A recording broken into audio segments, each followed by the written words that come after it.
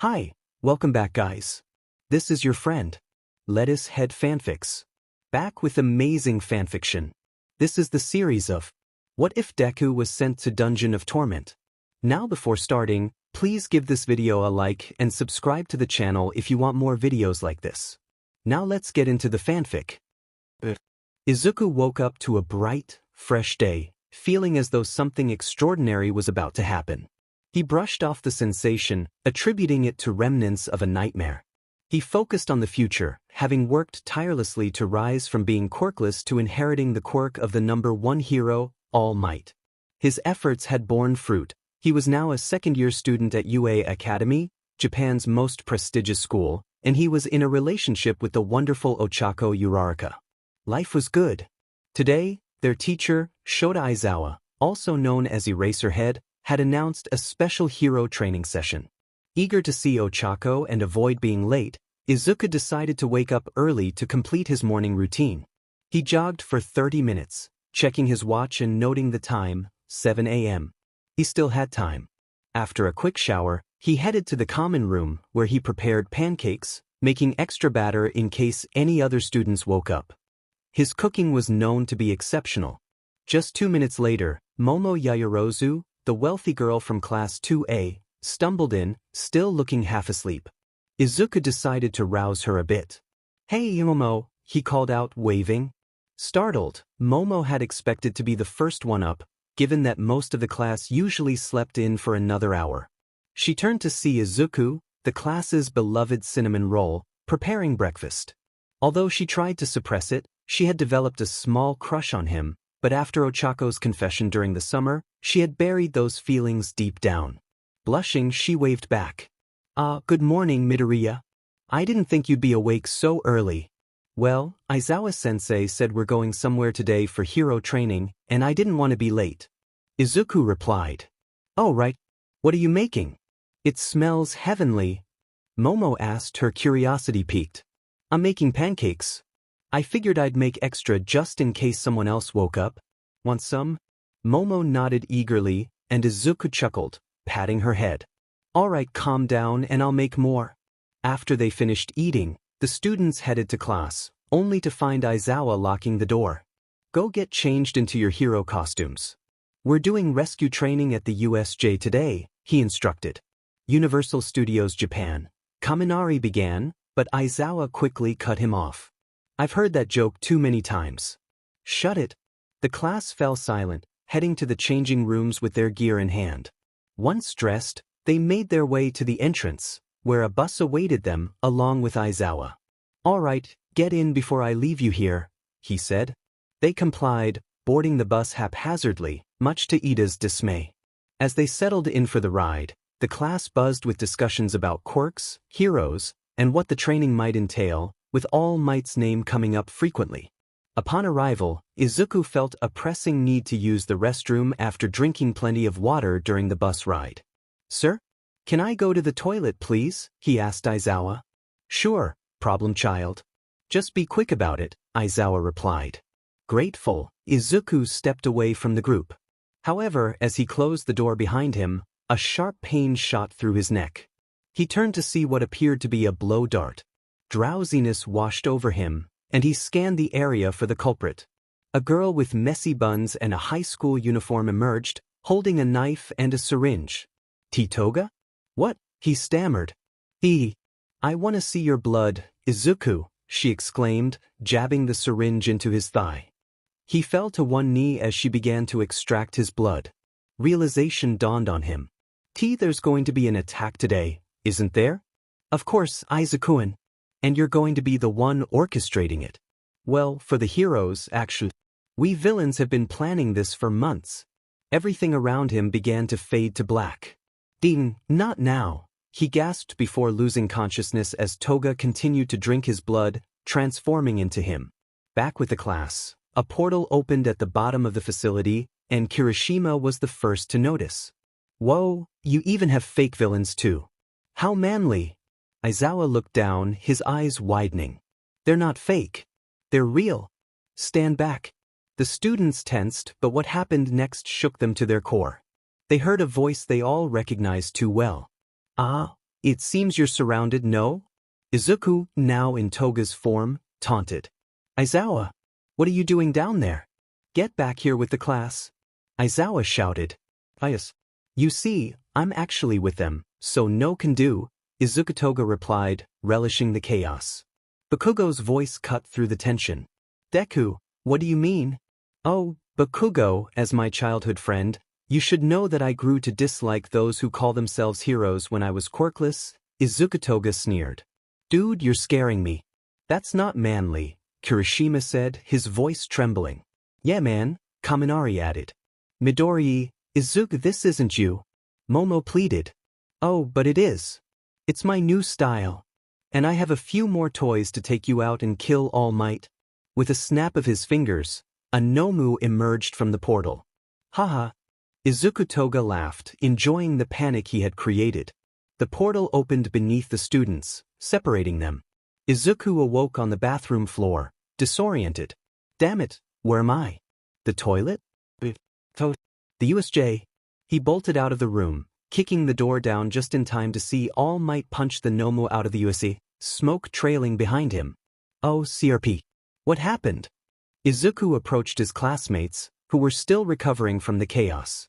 Hey, guys, what happened? He asked, but the class turned to him, some instinctively taking battle stances. Don't you talk to us, traitor? Mina shouted. Traitor? Izuku echoed, confusion etched on his face. Traitor? What do you mean? He exclaimed, his heart racing. We saw what you did, traitor. Ochako shouted, her voice filled with hurt. Izuku's heart sank as he looked at Ochako, tears welling in his eyes. Ochako? What do you mean? Don't you believe in me? No. I was right to stop loving you. Ida is 100% better, she declared, her words cutting deep. In that moment, Izuku's world shattered. His breath hitched as he struggled to comprehend her betrayal. What do you mean? Please don't be what I think it is. Of course I mean that. He is my new boyfriend after all, Ochako said, her voice firm. Izuku's tears stopped as he turned to Ida, his expression vacant. Is this true, Ida? Of course it is. Who'd want to be in a relationship with someone who nearly kills themselves every other day? Ida scoffed. Ochako nodded, moving closer to Ida, wrapping her arms around his neck as he held her waist.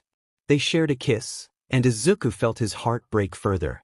Laughter erupted from Ida as he looked at Izuku's devastated face. You didn't actually think she liked you, did you? He taunted. The class, though angry at Izuku for what they believed was betrayal, looked at him with pity. He fell to his knees, tears streaming down his face, but he made no sound, as if he had lost his voice. All right, that's enough, Ochako. Heroes, he's over here. Ida called out, summoning the heroes. As the heroes arrived, they found Izuku, broken and crying on the floor. Aizawa's thoughts raced. Something was off here. Izuku Midoriya, what do you have to say for yourself? Nizu asked, his voice steady. Izuku looked up at them with hollow eyes. It wasn't me. Then who was it, brat? There are many witnesses to the stunt you just pulled. Endeavor barked. All Might shook his head. Disappointment etched on his face. It seems I chose wrong, young Midoriya. Izuku looked up at All Might, fear and desperation flooding his expression. All Might and not you too. I'll be taking back what's mine, traitor. All Might plucked a hair from Izuku's head and consumed it. Izuku felt One for All's power drain from him, leaving only a faint ember of its once mighty presence. Devastation washed over him. The power he had fought for, trained for, nearly died for, gone in an instant. If it weren't for his mother, he might have ended his life right there. He remembered a harsh truth. Not all men are created equal. Some thrive in glory while others flicker and die in darkness. Life was unfair. His usual shy and cheerful demeanor was replaced by a cold, emotionless facade. So what now? Tartarus, he asked sharply. The class was stunned. The cinnamon roll they knew had transformed into someone unrecognizable. Well, Mr. Midoriya, you shall be sent to Tartarus and await your execution, Nizu replied, his voice trembling slightly. Although Izuku had expected this outcome, he felt a wave of depression wash over him. Can I speak for a bit then, please, if this is going to be our last meeting together? Absolutely no. Endeavor began, but Eraserhead interrupted. Shut it. The kid's gonna die. At least let him say a few lines. Thank you, Sensei, Izuku said, his voice steady. Just make it quick, problem child, Eraserhead replied. Alright, Izuku said, looking at everyone. Who here thinks that I'm innocent? 4 hands shot up, Eraserhead, Bakugo, Momo, and Kirishima. The class was surprised to see Bakugo's hand raised but chose not to comment. Thank you guys. Now, I have an announcement to make. Izuku paused, gauging their reactions. The only thing that works in this world is how you treat others as they treat you. The class nodded, and Izuku's expression hardened. Those who have treated me with kindness, I will repay that kindness tenfold. The 4 nodded in agreement, but Izuku's face twisted in anger. And those who treat me with injustice. He calmed himself, staring at the crowd. His gaze landed on Ochako. Those who use me, he continued, then turned to Ida. Those who hunt me down, those who hurt my friends, he said, a sadistic smile creeping onto his face. I shall repay that injustice 1,000 times over. Chills ran down everyone's spines. This wasn't the Izuku they knew. Did they even know the real Izuku? He fixed his fierce gaze on Nizu, who maintained a calm facade, though fear flickered in his eyes. Let's get this over with, Izuku said, extending his hands. All Might placed quirk suppression cuffs on him, but Izuku chuckled. They wouldn't do anything to him now that he was quirkless. As they walked toward the police car, Izuku initiated a conversation with All Might. So, Yagi, who's gonna get it now? All Might flinched at the use of his first name, realizing the boy had lost all respect for him. Maybe young Bakugo or Todoroki? Bakugo's ego will get in the way and potentially ruin a mission. He has little to no self-control and fights impulsively. He never works with people and goes solo. Bad choice. Todoroki, on the other hand, is a bit better but still not good enough. He may have warmed up to everyone, but his control over his flames is weak, making it a vulnerability for villains to exploit. Bad choice. All Might was taken aback by Izuku's analysis. He was tired of the boy's know-it-all attitude and wanted to put him in his place. Oh yeah? Then who do you think would be a better holder? All Might challenged.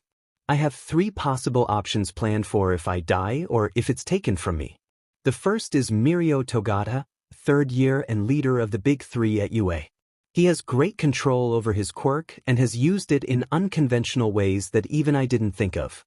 His battle prowess must be impressive if he, with a seemingly useless quirk, can be one of the strongest in the Big 3. Imagine what he could do with One for All. My second option is Hitoshi Shinso, a boy in Gen Ed with a brainwashing quirk. He's been bullied all his life for having a so-called villainous quirk. If he still wants to become a hero, that shows his heroic heart. Although he's a worthy candidate, he needs to work on his body as it's still weak. Finally, my last option is Eijiro Kirishima. He's in Class 1A, like me, and has a hardening quirk. Although he may seem exploitable, beneath all that manliness and muscle is a warm heart. If nurtured correctly, he could easily become the next #1 hero. He just needs support and trust. Izuku's last words dripped with venom, causing All Might to recoil slightly. The boy who used to be cheerful and kind had turned cold. Midoriya, Iju? Shut it, #I don't want to hear your voice ever again, Izuku snapped, shoving himself out of All Might's grasp and sitting in the police car. The officer closed the door and took his seat in front, with Nizu beside him. As they drove off, All Might remained in shock. Young Midoriya had just sworn. Inside the police car, an awkward silence settled. While Izuku felt at ease, Nizu nervously fidgeted with his paws. The rodent turned to Izuku, asking a simple question. Why? Why what? Izuku replied, his tone flat. Why did you betray us? You had so much potential, Nizu pressed. Izuku sighed. I've answered that already. I didn't. You're supposed to be the greatest mind on the planet. Figure it out? That's it. I'm the smartest being on Earth, and I can't think of a single reason why. My mind says you are the traitor, but every cell of my body screams the opposite. I don't know what you are, Nizu admitted. You'll figure it out, Nizu. Just remember, you're on my neutral list at the moment. Don't lose my trust. The police car came to a stop, and Izuku stepped out with a neutral expression. He approached the prison gates, facing the guards who were surprised to see someone so young in such a place. Greetings, Principal Nizu. Do you wish to speak with the warden? One guard asked. Yes, please. Can you be quick as well? It's an urgent matter, Nizu replied. Of course, sir. The guard ran off, leaving Nizu, Izuku, and another guard behind. The second guard attempted to strike up a conversation. So, how old are you, kid? He asked. 15. I'll be 16 in a few months, Izuku answered. The guard was taken aback. A kid his age going into prison? The monotone voice suggested some emotional damage had been done. After a few more minutes of small talk, the first guard returned, accompanied by a woman in her mid-40s. She had long black hair and piercing gray eyes, complemented by her hourglass figure and pale skin. Overall, she was strikingly appealing. Is this the kid you mentioned, Nizu? He doesn't look like a villain. He's a teen. Does he really have to die? The woman asked, examining Izuku. Nizu replied, I assure you, Ushiaki, all the evidence points this way. As much as I hate to say it, he's a criminal and needs to be brought to justice. Ushiaki sighed. Okay then, Nizu. You can leave now. Thank you for taking him off my hands, Nizu said, stepping away and getting back into the car. As they drove off, Ushiaki turned her attention to Izuku. All right, as you know, I'm the leader of this place. My name is Hanito Ushiaki, but you can just call me boss. We have one rule here at Tartarus. Don't mess with the boss, you hear me? Izuku nodded, maintaining his blank expression. Good. Now, I don't care what you animals do to each other, as long as you don't mess with me or my men, we'll be fine. Now, I want you to tell me your name, age, quirk, and reason for being here. Izuku complied. My name is Izuku Midoriya. I am 15, quirkless, and I was framed for being the UA traitor. Ushiaki was taken aback. Quirkless? How did he end up here? And his voice. This kid needed help. But it was too late, he was going to die in a month. But Beijo will show you to your cell. You have a cellmate in there as well, but don't worry, he won't hurt you, Ushiaki instructed. Got it, boss, Izuku replied, following one of the guards to his cell. The cell was small, furnished with a bunk bed, mirror, desk, sink, and a table with a pack of cards. He looked at his cellmate and was surprised to see who it was. Hey, good to see you again, Izuku said. The figure looked up, his eyes widening. What? What is a true hero doing here? Yeah, I was one of the people that kicked your butt, Izuku replied, smirking. Both adults were shocked. Beijo because a kid had arrested the hero killer, and Stain because the kid had just sworn. Alright, just go in, kid, Beijo said. Izuku walked in and sat on one of the bunks, laying back with his hands behind his head, staring at the ceiling. So, kid, what happened? Stain asked. Meh, I was framed, Izuku said with a shrug. Framed? How? Stain pressed, intrigued. Izuku recounted the events of the day, from the morning until now. She did what? After all you did for her, she's with a four-eyed prick? Stain exclaimed, incredulous. Yeah, messed up, isn't it? Izuku replied. Yeah, also want to know what else is messed up? Stain asked. Shoot, Izuku encouraged. Your attitude. You were a cinnamon roll last year. What happened? Stain inquired. I saw the truth of the world, like you, but I didn't go insane. No offense, Izuku replied. None taken. Anyway, how long are you going to be my cellmate? Stain asked. A month, then I have my execution, Izuku said, his tone flat. Stain fell silent, processing the weight of Izuku's words. How can you say that so calmly? With so much happening in such a short time, I've just sort of accepted it already. I can't change it, Izuku explained. Stain sighed. All right, kid. What are you gonna do in your final days? I dunno, probably exercise and… Huh? What's that? Izuku interrupted, pointing to a corner where a leather book with a pig's head symbol lay. What do you mean, kid? It's just a wall, Stain replied, confused. Really? Because it's very real for me, Izuku said, jumping off the top bunk and walking over to the book. As he picked it up, he heard whispers, many saying, exiled or traitor. He opened the book, and all the voices ceased. What? Stain asked. I don't care if you're a kid, you're getting treated the same way everyone else does, the guard barked, his tone leaving no room for argument. Izuku groaned inwardly, already dreading the long month ahead. Each day dragged on, and the inmates grew increasingly aggressive. The beatings they inflicted were far worse than anything Katsuki had dished out during their childhood. After tending to his own wounds, Izuku couldn't help but notice that the guards bore even more severe injuries. He felt like a monster or an animal, receiving only 2 meals a day, enduring brutal beatings, reading a book, and sleeping. That was his life now. Speaking of the book, he had managed to decipher the strange language it was inscribed in, a mix of Latin and Spanish. The title, The Art of Technoblade, contained the life findings and inventions of a man he had never met. The concept that intrigued him most was the Totem of Undying, a small humanoid figurine primarily made of squares, said to prevent death. Instructions on how to create one were included, primarily involving glass and clay, but the most crucial component was a human soul. Izuku shuddered at the thought. He was just a teenager, not a murderer. He couldn't kill someone for an uncertain outcome. Stain had offered to be the sacrifice, but Izuku couldn't bring himself to harm the only person who had treated him with kindness in this hellhole. Most of the others had threatened his life at least 4 times. He had learned to ignore them and carry on with his day. One afternoon, while doing his daily exercises, 50 push-ups, sit-ups, pull-ups, a 300 kilograms bench press, and 30 minutes of shadowboxing, he was interrupted by a guard visiting his cell. Green. You've got a letter, the guard announced, tossing the envelope into Izuku's lap. He tore it open, and as he read, his face drained of color, replaced by pure, unbridled rage. Stain, noticing the change, looked at him with concern. Whoa, kid. Calm down. What happened? With tears brimming in his eyes, Izuku handed the letter to Stain.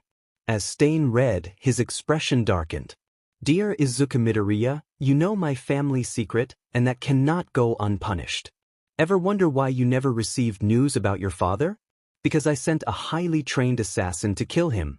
But that wasn't enough to hurt you, so more emotional dismay must be achieved. On the day of your execution, your mother shall be waiting. Tell her I say hi. With hate, Endeavor. After Stain finished reading, a wave of bloodlust radiated from him, but it paled in comparison to the storm brewing within Izuku. His final emotional thread had snapped, and he felt himself teetering on the edge of insanity. The hope that had once shone in his eyes was replaced by a crazed look.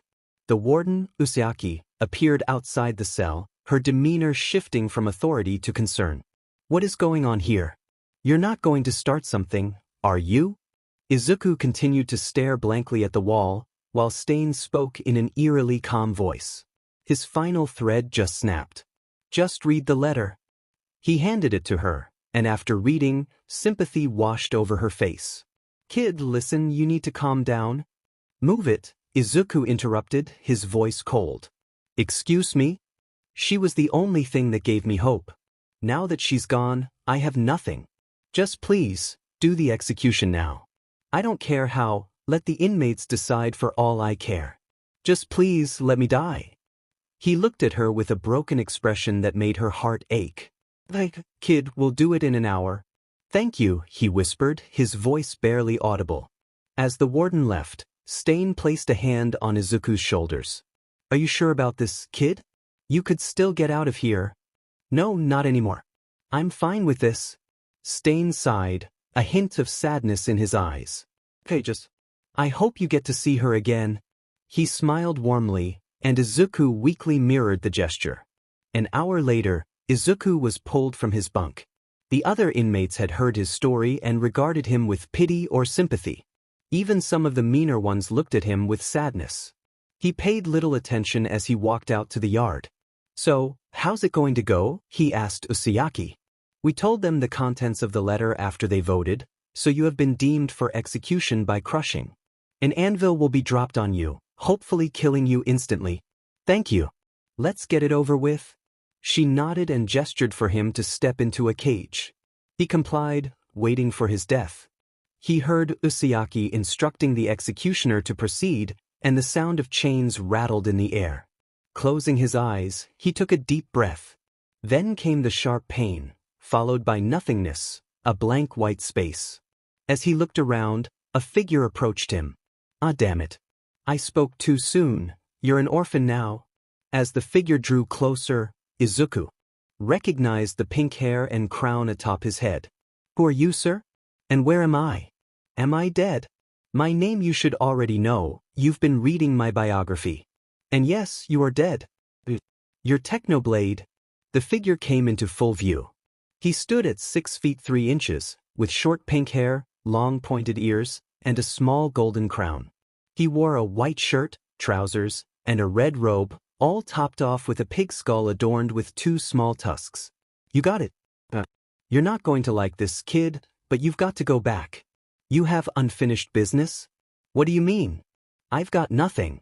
My mom died, I was betrayed by my friends and mentor, and the only people who believe me have no chance of saving me. It's better this way. Don't say that about yourself. You have lots of things and people that care about you. If you don't want to live for you, do it for them. I wouldn't want my successor to be a coward now, would I?"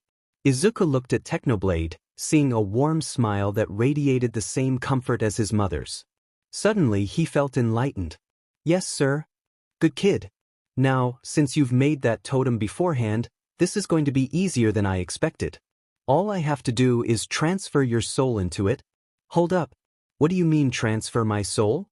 Am I going to turn into a doll?" "No, but you will look more like me. Oh, and one more thing, kid." "Yes, sir? Carry on my name." Izuku smiled and nodded. Suddenly, he felt a strong tugging force in his gut, flinging him from the white space back into reality. He saw a flash of green, and then his vision quickly pieced itself back together. To the onlookers, it appeared as though the boy had just been crushed by the anvil. But then, the anvil began to move, and a green light flashed as the headless figure stood up, pushing the anvil off. The head regrew, layer by layer. Dust cleared to reveal a figure with green hair, covered in sweat. Laughter erupted from him, and he shouted, "Itch! Not even close, baby. Technoblade never dies." Meanwhile, at Yui, Nizu had just returned from Tartarus, seated at his desk, filling out paperwork when Aizawa, Momo, Katsuki, and Kirishima barged into his office. "I hope you have a good reason for forcing your way in here without my permission, you four," Nizu said, a malicious glint in his eyes. They gulped and bowed, apologizing. Aizawa quickly sprang up and spoke. "Nizu, we want to make a wager." "Oh, and what would it contain?" Nizu asked, intrigued. "If we find evidence to prove that Izuku is innocent, we get him out of that hellhole. And if you can't? Then you shall decide the punishment." Nizu grinned, a sadistic smile spreading across his face. "All right, I accept. But I had a little conversation before he was sent to prison." The four looked at him attentively. "He says that I am neither on his trust list nor his hate list, and I hope to keep it that way. So I won't help you, but I won't stop you from going anywhere." They exchanged glances before nodding in agreement. "Great. Now," a dark aura surrounded Nizu as he grabbed his tea. "Get out of my office." They scrambled out as fast as their legs could carry them, and Nizu laughed while sipping his tea. Outside, the four trusted individuals were sweating bullets. They had forgotten the rules about Nizu: never barge in without permission and don't make deals with the devil. They had 1 month to either free Izuku or suffer the consequences. 2 weeks passed, and they had nothing. Despite watching every camera, scouring libraries, and searching through websites, they found no evidence to free Izuku. Most of the class didn't care, but those who did gave up after the first week. Aizawa sat at his desk, buried in paperwork when a knock echoed through his office. Curious, he opened the door to find Toga standing there, tears streaming down her face. "What are you doing here, Toga?" Aizawa asked, instinctively getting into a fighting stance. "I'm here to turn myself in," she sniffled. Aizawa was flabbergasted. One of Japan's most feared villains, crying and ready to surrender? "But for all I know, you could be a spy," And this could all be an act. I only wanted Izuku to be arrested, not killed. I wanted him to be safe from future disasters and not be a hero.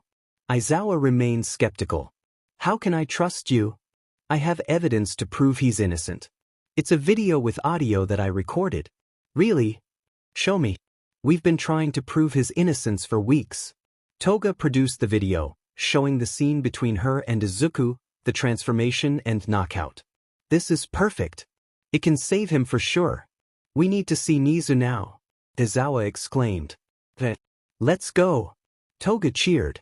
But, for precaution, I'm going to put you in court-canceling cuffs. Toga nodded, holding out her hands. When they reached Nizu's office, Toga was about to kick the door when Aizawa stopped her, pale and sweating. No. Are you crazy? We knock if we want to live. After knocking, they heard a small come in. Aizawa opened the door to find Nizu at his desk, sipping tea. Aizawa, you've caught a villain, but why have you brought her here? Nizu asked. Because of this. Aizawa pulled out a small USB and handed it to Nizu. The principal played the video, his eyes widening at the contents. Oh my goodness. What have we done? We need to get him out of there. We're setting off immediately. Hand Toga over to cytoplasm and grab the other 3. On it? Aizawa replied. Time passed, and Aizawa, Momo, Katsuki, and Kirishima ran toward the UA gates when a helicopter flew overhead, landing in front of them. Inside, Nizu sat with an urgent expression. Why do you look so worried? They asked. I got a call after Aizawa left. It seems Izuku's mother was killed by someone, and he opted to move forward with the execution. By how long? We have time, right? Katsuki asked, panic rising in his voice. Nizu looked down. We have an hour. An hour? Why did he want it so soon? Momo exclaimed. Think of it from his point of view. He was knocked out by a villain, woke up to see villains attacking, was called a traitor, cheated on, dumped by his girlfriend, had his quirk taken, and was sent to jail. He was innocent and sentenced to death. His mother was his only thread to sanity, and now that she's dead, he just wants the pain to end. The 4 were shocked. They had never considered it that way. Wow. We were so unmanly, Kirishima murmured. Yes, and it's a miracle how he's lasted so long, Nizu added. An awkward atmosphere settled as they flew toward Tartarus. Upon arrival, they rushed to the gates. The guards attempted to stop them but halted and bowed when they saw Nizu. They pushed through the crowd in the prison yard, horrified to see the anvil being released. They watched as their friend, their student, was crushed before their eyes. They were too late. They couldn't save him. Tears streamed down their faces, and they failed to notice the body twitching beneath the anvil. 2 male inmates, distracted by Momo's presence, approached her with ill intentions. Hey, hot stuff, I don't think I've seen you around here.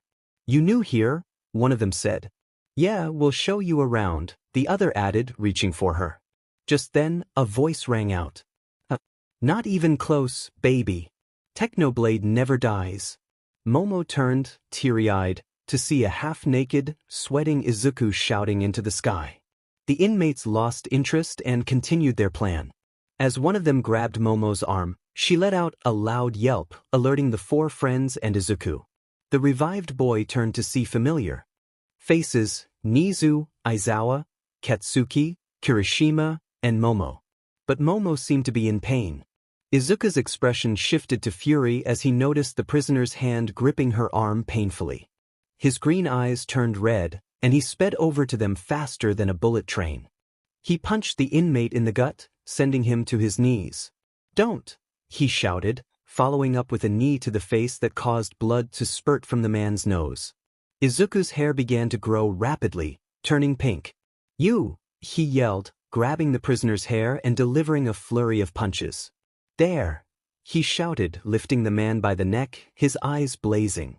Touch her. He summoned a purple, shining sword, menacingly declaring, and, it seems that I'm the second worst thing to happen to you. Now come, be honored that you are about to be punished by. With a swift motion, he threw the man into the prison wall while simultaneously hurling his sword, severing the convict's arm and some of his newly grown hair. The man screamed in agony, clutching his stump. Satisfied with his handiwork, Izuku turned to Momo, unaware that his hair had transformed. Feeling a warm liquid trickling down his face, he grimaced upon realizing it was blood. I got prisoner blood on my face? That's, like, exactly how HPTTS happens. Not cool. He looked toward his stunned friends and grinned. Oh hey guys. Long time no see. The entire prison yard was now focused on him, confusion etched on their faces. What? Izuku asked, bewildered. Nizu was the first to break the silence. What do you mean, what? You literally died and now you're here. You even changed your style. It goes against all of my logical beliefs. Yes, about that, I may now be immortal. Izuku replied casually. Everyone stared at him in disbelief. You what? They exclaimed in unison. Yeah. Remember that flash? That was my quirk awakening. Yeah, definitely. As he explained, a prison guard pushed through the crowd, eyes widening at the bloody scene. What happened? He shouted, locking eyes with Izuku. Midoriya. What happened here, and what happened to your hair? You look good. Officer, I drop-kicked that child in self-defense. You gotta believe me. But he's like 46, the guard replied, confused. And what about my hair? Izuku asked, turning to Momo, who created a mirror and handed it to him. The yard held its breath, waiting for his reaction. Holy shit, he shouted, causing everyone to recoil. I'm so F-I-N-G. Hot. He began posing and making faces into the mirror, leaving everyone sweating at his antics. Izuku, we need to talk. First of all, how are you alive? Nizu demanded. Izuku paused, looking himself over. Oh yeah, I'm alive, aren't I? Okay, come with me. We need more privacy. In a private meeting room, Izuku, Nizu, Aizawa, Katsuki, Kirishima, and Momo gathered around a round table. So, what did you want to know? Izuku asked, leaning back casually. How'd you do that, you dim nerd? Katsuki shouted. Which one? The resurrection stunt or the killing of the orphan? Izuku replied nonchalantly. Well, first of all, it's about the resurrection, and secondly, how do you know he was an orphan? Nizu asked. Okay, well, I have a radar for orphans. It's like a spider sense, but instead of awareness of incoming attacks, it's an unstoppable urge to stab them, Izuku explained, grinning. Nizu blinked, taken aback. Oh, well, what happened to you? What happened to your hair? Well, Izuku hesitated, sensing their anticipation. Katsuki pressed, spit it out, nerd. Hey, calm down, bro. It's not manly to pester people, Kirishima interjected. Well, if he doesn't speak, I'll blow him up. Katsuki threatened, sparks flying from his hands. At that moment, a figure materialized next to Izuku. He looked similar to the new Izuku but had longer hair and was noticeably taller, holding a giant glowing purple sword. That won't be necessary, Sparkles. I'll talk for the kid, Technoblade said, his voice calm. What did you just call me? I'll blow your effing face off. Katsuki yelled. Then I'll just have to drop-kick you in self-defense, Technoblade replied coolly. Momo raised an eyebrow. That's what Izuku said earlier. Oh, he must have made his first kill then. Awesome, Technoblade remarked, grinning. Nizu's expression turned serious. What do you mean, first kill? And who even are you? I'm Technoblade. But my friends call me Techno. I have chosen Mr. Izuku Midoriya to be my successor. And for the whole first kill thing, it's sort of a sacrifice to get my powers. Is he going to be doing more killing to get more things? Nizu asked, concerned. No, not really. He's technically immortal, so killing people won't do him any good, and he's a good kid. I don't want him to be corrupt, Techno replied. Kirishima wiped away a tear. So manly. Aizawa leaned forward. So, what powers are we talking about? Well, he will be able to summon weapons. These may be an axe, sword, bow, or shield, and they can be summoned with enchants. He can summon armor, leather, iron, gold, diamond, netherite, all with enchants. He'll be a potion maker, able to create, summon, and store potions. He'll also be a crafter, able to make weapons and other things from basic materials. He'll have the instincts of a veteran, able to analyze fights and opponents with ease and use any weapon thrown at him. He can transform into a man with small pig features, raising his attack and speed, or into a half-pig half-man hybrid that greatly increases his attack, speed, and defense, though it can only be used for a short time. He can summon hundreds of withers at a time or one super wither, and he has a human GPS ability to map out and remember places he's been.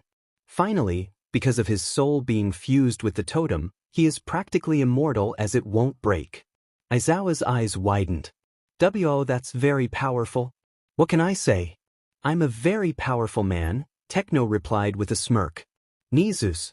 Izuku looked at Techno, his brow furrowed in concern. "Will I be able to control these powers straight away?" Techno chuckled, shaking his head. "Bree, you think you can control these powers straight away? No chance. It's going to take a few months, maybe 6 to 8 months." Nizu interjected, his tone serious. "Well, there are 7 months until your class moves up a year, so you'll be in Class 2A if you join." "I will join, but on 3 conditions," Izuku replied, determination in his voice. Intrigued, Nizu urged him on. "Go on."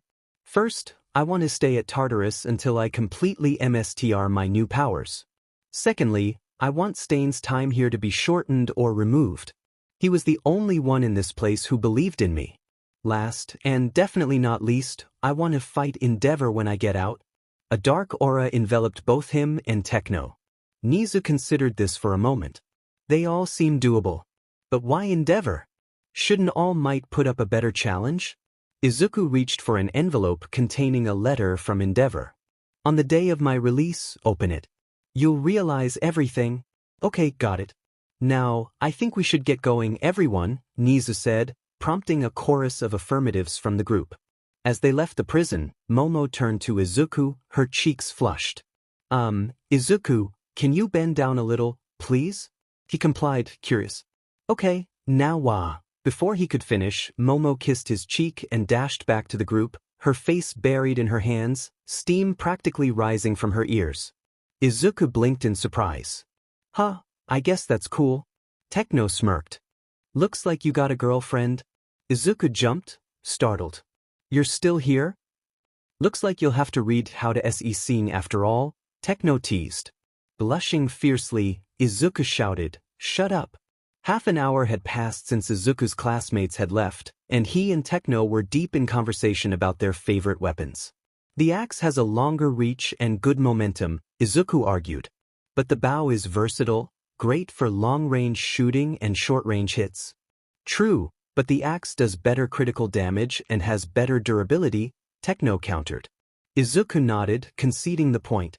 "Okay, that's true, but we've both forgotten the fishing rod." "Ah yes, the almighty rod. How could I forget?" Techno replied with a grin. "So, anyway, what training am I going to do?" Izuku asked, eager to know. "Everything," Techno said, his smile reminiscent of Aizawa's. "You're going to be an entirely new person by the end of it. It's going to be hell." Izuku gulped, feeling a mix of excitement and dread. "Oh shit. Not good. But what about your ex-classmates? Are you going to forgive them?" Techno pressed. I dunno. Maybe. It all depends on how they react when I come back," Izuku replied thoughtfully. "Alright, that's good. Now, without further ado, let's get to training." The first month was grueling. Techno devised a rigorous training program for Izuku, 500 push-ups, 500 sit-ups, 500 squats, and a 50-kilometer run, all while wearing 200 kilograms weights every day. At first, it was hell, but after a week, he began to adapt. Techno was a ruthless teacher, almost as demanding as Gran Torino had been in his first year. By the second month, Izuku had been consistently following the regimen, and his strength, endurance, and speed had increased by an astonishing 400%. Techno, pleased with his progress, began referring to him as Izuku instead of kid or casual. He had also started learning the basics of swordplay, adding tree felling to his routine to enhance his swing and build muscle. In the third month, Izuku had mastered all forms of swordplay and developed a lean, muscular physique. He had grown from 5 feet 6 inches to 6 feet 2 inches, and his hair had grown from short to waist length. When he asked Techno about it, Techno simply shrugged. You get used to it after a while. Just put it in a bun or braid it so it doesn't get in the way. That's what I do. Izuku took the advice to heart and found that he looked quite good. By the 4th month, people began noticing the transformations in the prison. He saw graffiti on the walls of his cell: weak, freak, die, worthless mutt, animal. Though he had heard it all before, it still affected him. He became more emotionless, speaking in a calm, monotone voice and less angered or excited, much like Techno. His training progressed to sword fighting with Techno himself, resulting in a new collection of scars to match those on his hands and arms. The most notable was a cut across his nose from a broken sword. Though it healed instantly, he felt the pain for hours afterward. He learned various martial arts and developed his own style, which he called pig step. It covered his blind spots and was unpredictable to others. To make the workouts even harder, he wore 500 kilograms weights. In the 5th month, the bullying from other prisoners continued, but he managed to ignore it. However, one day they took it too far. While Izuku and Techno were asleep, one of the convicts somehow broke his quirk-canceling cuffs and gained control over his quirk, which allowed him to fuse objects permanently.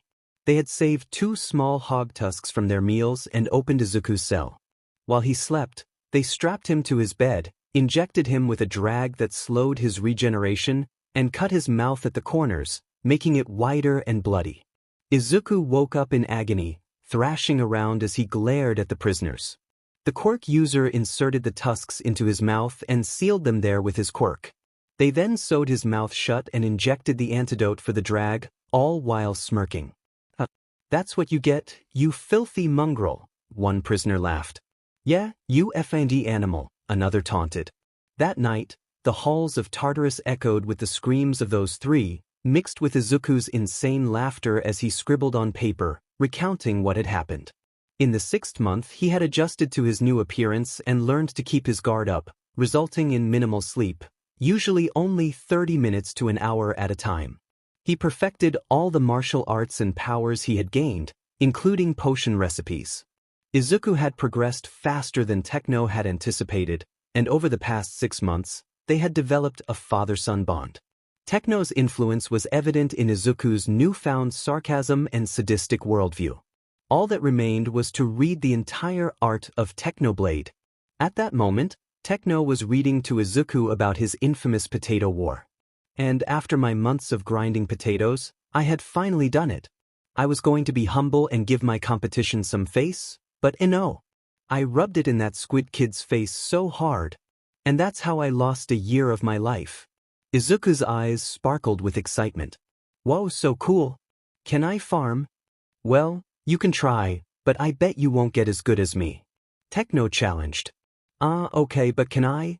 Suddenly, the warden rushed into their cell, out of breath. Yusjay, under a pit. Izuku groaned. Again? They need new tricks. He looked at Techno. Should we go through the nether or pearl it? Well, you see, if we pearl, it's just very sudden and boring. But if we go through the nether, it's a great dramatic exit. They exchanged grins. I'll do the honors, Izuku declared. To the warden's confusion, he summoned black chalk and drew a large rectangular shape on the wall. He then grabbed a match from his bed and lit it. I'm gonna enjoy this. He threw the match at the drawing, and it transformed into a glowing purple portal. The warden blinked. So, is something supposed to happen or? Give it a minute, Techno replied. After a few seconds, the portal began leaking purple and pink gas, which remained contained within its frame. As the gas filled the portal, a low humming noise resonated, and Izuku and Techno exchanged nods. Techno evaporated into a pink mist and flew into Izuku's head just as he jumped through the portal, entering the nether. Taking a deep breath, Izuku smiled. I love the smell of burning in the morning. He ran for a minute, probably covering several miles, before creating another portal. As he prepared to jump in, his crown glowed a bright white. He smiled and leaped through, hoping to make a cool entrance. At the USJ, chaos reigned as villains attacked, gaining the upper hand. The class found themselves surrounded and terrified. What do we do, guys? We're surrounded. Mina exclaimed. I don't want to die. I've not even touched a melons yet. Mineta cried. Stay calm, everyone. I have a plan, Katsuki said, his voice steady as he looked at Momo, who nodded back. They had to trust him. Earlier, back in the prison meeting room, Izuku had called Katsuki and Momo over. Hey, Kak and Momo, come here a minute. Curious, they approached him. If you're ever in trouble, crush this stone. It will alert me, and I'll try to get there as soon as possible. Okay, Momo replied, and Katsuki nodded. Got it? Now, Shigaraki was monologuing about his plan. Haha, look at the heroes, can't even handle some weak villains. What are you gonna do? Cry about it? Haha. As he laughed maniacally, Katsuki stepped forward. We don't need to cry. We've got everything under control. Shigaraki smirked. How? We've got everything. 5 supernomas, he pointed to the hulking figures looming over the students. Your teacher, he added, gesturing to the barely conscious Aizawa.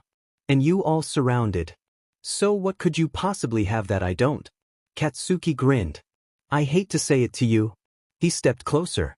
But I have something that you'll never, ever have. Shigaraki scoffed. Oh, and what's that? Katsuki chuckled, releasing small explosions from his hands. He pulled out a crystal from his hero outfit pocket. I have the blade. He crushed the crystal, and purple smoke enveloped the ground. Shigaraki's eyes widened. Kurogyri, is this your doing? And no, sir, Kurogyri replied. A deep voice echoed through the facility. I was having a good sleep. I was laying there, getting some shut-eye. What did you have to bring me here, Katsuki? The gas coalesced into a massive purple ball before exploding, revealing a man with long pink hair, dressed in a shirt, waistcoat, and red robe, wearing a pig skull mask. Izuku brandished his netherite sword, pointing it at a random villain. Which one of you fuckheads dares mess with my friends? The villain shook his head frantically. Izuku pointed at another. Was it you? That villain fainted at the mere sight of him. Izuku lowered his sword, turning his glare to Shigaraki. Was it you? Izuku's eyes locked onto Shigaraki's, who faltered slightly. We have no business together. Now scram before you get hurt? Izuku chuckled, then burst into laughter, rolling on the ground. After a moment he stood up, his expression now serious. Oh ho ho, no business together? You really crack me up, HNDJB. Shigaraki's face twisted in anger. No matter. I don't care if we have history. All I care about is killing those stupid heroes in training. Now go before I kill you. Izuku smirked. Heh. You want to fight? You do know. It's tough to kill a god. In an instant, Izuku vanished from sight, reappearing in front of one of the supernomas, a towering, 7-foot humanoid creature with enlarged limbs and a wide jaw filled with sharp teeth. With a swift motion, he grabbed the monster's jaw and ripped it off, blood spraying everywhere. Before the creature could react, Izuku summoned his trusty orphan obliterator and shoved it down its throat, killing it instantly. He pulled the weapon out and looked at Shigaraki nonchalantly. Supernomu? It didn't even have regeneration. What the F dash? He dashed toward another supernomu, grabbing its antenna and swinging it like a lasso before smashing it down onto the ground, breaking half of its legs. As he hummed a little tune, he stabbed and sliced at the creature with his sword, muttering, 99 bottles of milk on the wall. He chopped off the noma's tail. 99 bottles of milk, he continued, ripping one of its antennae off. Take one down, pass it around, 98 bottles of beer on the wall. He ended the creature's misery by stomping on its head. Diamond, another one without regeneration. How low is the supply of healing quirks? He kicked the carcass toward the stunned Shigaraki and sauntered over to him. Now, there are still 98 bottles of milk on my wall, and there are. He counted the remaining small villains surrounding the class. Oh, would you look at that? There are 98 of you left. A crazed smile spread across his face. Let's see how long you last. He sped off toward the cluster of villains. Meanwhile, the class, minus Katsuki and Momo, stood frozen in shock. Who is that G guy? Mina stammered. My animal instincts tell me to run. Tsuyu added, her voice trembling. Mineta could only whimper, I don't want to die. Kirishima, however, felt a strange connection to the pink-haired boy. He leaned closer to Katsuki and Momo. Hey bro, do you know who that dude is? Katsuki nodded, eyes focused on the chaos below. Yes, now watch him, shitty hair. Denki turned to Jiraiya. Can you hear what he's saying? Jiraiya plugged her earphone jack into the ground, listening intently. Why yes, but it doesn't make any sense. What do you mean? Zero asked. I'll just show you, Jiraiya replied, plugging her other earphone jack into the speaker on her legs. The class gathered around her as they listened. Izuku's voice boomed through the chaos. Ha! Yes, peasants. Blood for the blood god. Horrified, they watched as decapitated heads flew through the air, bones shattered, and screams echoed around them. By the time Izuku finished his song about bottles of milk, most of the villains lay dead or dying. Among the carnage, he stood breathing, sword and axe in hand, gazing at the sky. As the dust settled, he noticed Shigaraki furiously scratching at his neck, drawing blood. Damn you cheated. I'll have to send the antivirus to wipe the game clean. Kurojiri, bring project number 9 to kill him.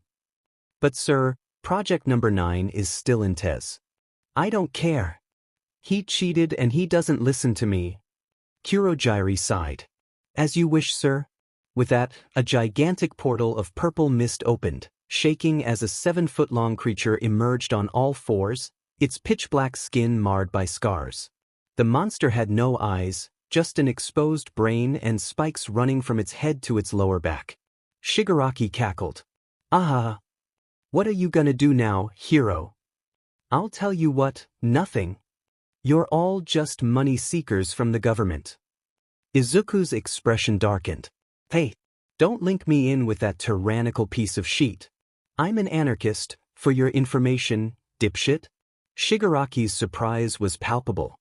Not only did this newcomer agree with their views, but he was also an anarchist. A plan formed in his mind, and he grinned beneath his hand. Well then, why don't you join us? The heroes will just hold you back while we let you roam free. Destroy the government. Share your ideology. Free the world from their oppressors. The class felt a chill run down their spines. If Izuku joined the villains, they would surely lose. Silence hung in the air until Izuku erupted in laughter. Pwahaha! You think that after everything you did to me, I would join you pieces of shit? That's effing hilarious. Shigaraki's face twisted in anger as Izuku rolled on the ground, laughing uncontrollably. Go on. Effing tell me, you shithead. Shigaraki shouted, his patience wearing thin. Oh HNDJB, HNDJB, HNDJB. You never learn, do you? Izuku approached Shigaraki, who instinctively stepped back, nervous.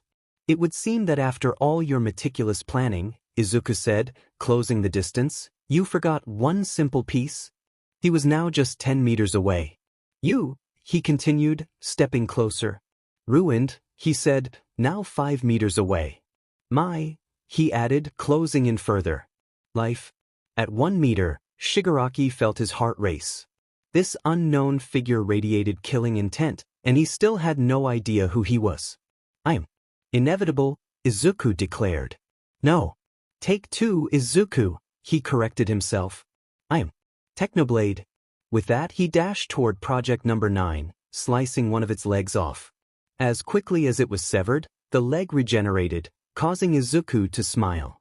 Finally, regeneration, a worthy challenge. Our battle shall be legendary. The Nomo roared in response, charging at Izuku with its mouth wide open. He leaped over it as it snapped shut, slicing off one of the spikes on its head. It regenerated, and Izuku cursed under his breath. Sheet, this may be harder than I thought. Using a strength potion, he sliced the creature's tail off and smashed the dismembered appendage into its back leg, breaking it and causing a compound fracture. The Nomo howled in pain, but as it regenerated, it retaliated by striking him with its tail. Izuku was launched into the mountain zone, crashing into a cliffside, blood pooling from his head and an arm missing. The heroes felt dread as their last hope seemed to fade, fear creeping upon them. They turned to Shigaraki, who wore a victorious smile. Haha. Where is all of that big talk now, hero? You're a god? Then back it up. Oh wait, you can't because you're dead. Haha. Most of the class slowly backed away from the insane villain. Silence enveloped the area until a voice broke through, filled with mockery. Did you really think, Shigaraki, that you could kill me that easily? Izuku stepped out from behind the mountain, unscathed and sporting a new arm. He began to transform. The pig skull he wore shifted to a vibrant pink, his eyes turned completely white, and his long, messy pink hair straightened and braided itself. Black gloves adorned his hands, and a crown emerged from the small badge on his chest, settling atop his head. Once he completed his transformation into his half-serious form, Izuku stretched and summoned a netherite pickaxe. He charged at the Nomu, stabbing it relentlessly, its legs, torso, everywhere he could reach. The creature, exhausted from its constant regeneration, found itself unable to keep up with Izuku's relentless assault. Shigaraki's scream of frustration echoed through the air. You have done so much damage to everything we have been building for this techno. Izuku kicked the monster, causing it to stumble back. He crouched low, preparing for his final strike. I have a pickaxe. The Nomu roared, revealing its sharp yellow fangs. And I'll put it through your teeth. With that declaration, he hurled the pickaxe into the Nomu's mouth, shattering teeth, piercing its skull, and stabbing its brain. Project Number 9 ceased to move, its legs giving out as it collapsed. Izuku approached the fallen creature, yanking his tool from its head. He sighed and turned to face Shigaraki. You wanted to know my name, didn't you? Shigaraki nodded cautiously, his hand shaking. Izuku pointed to his head, and Momo quickly understood his intention. She created a cardboard box, covering her stomach as she crafted the object he desired, then tossed it down to him. Catching the box, Izuku grinned. Oh, they're going to have nightmares tonight. He opened it to reveal a green wig. Katsuki, realizing what Izuku was up to, burst into laughter. Izuku de-transformed, removed his mask, and donned the wig. As he looked up, everyone was taken aback. How was he here? With a crazed smile, he adjusted his glove and asked, Did you miss me, Shigaraki? Shigaraki stammered, but you're in Tartarus. You shouldn't have this much power. All Might took it back. Izuku's smile vanished, replaced by a snarl. Don't think that I'm related to that bastard in any way. He is a peasant, and I will make sure everyone knows it.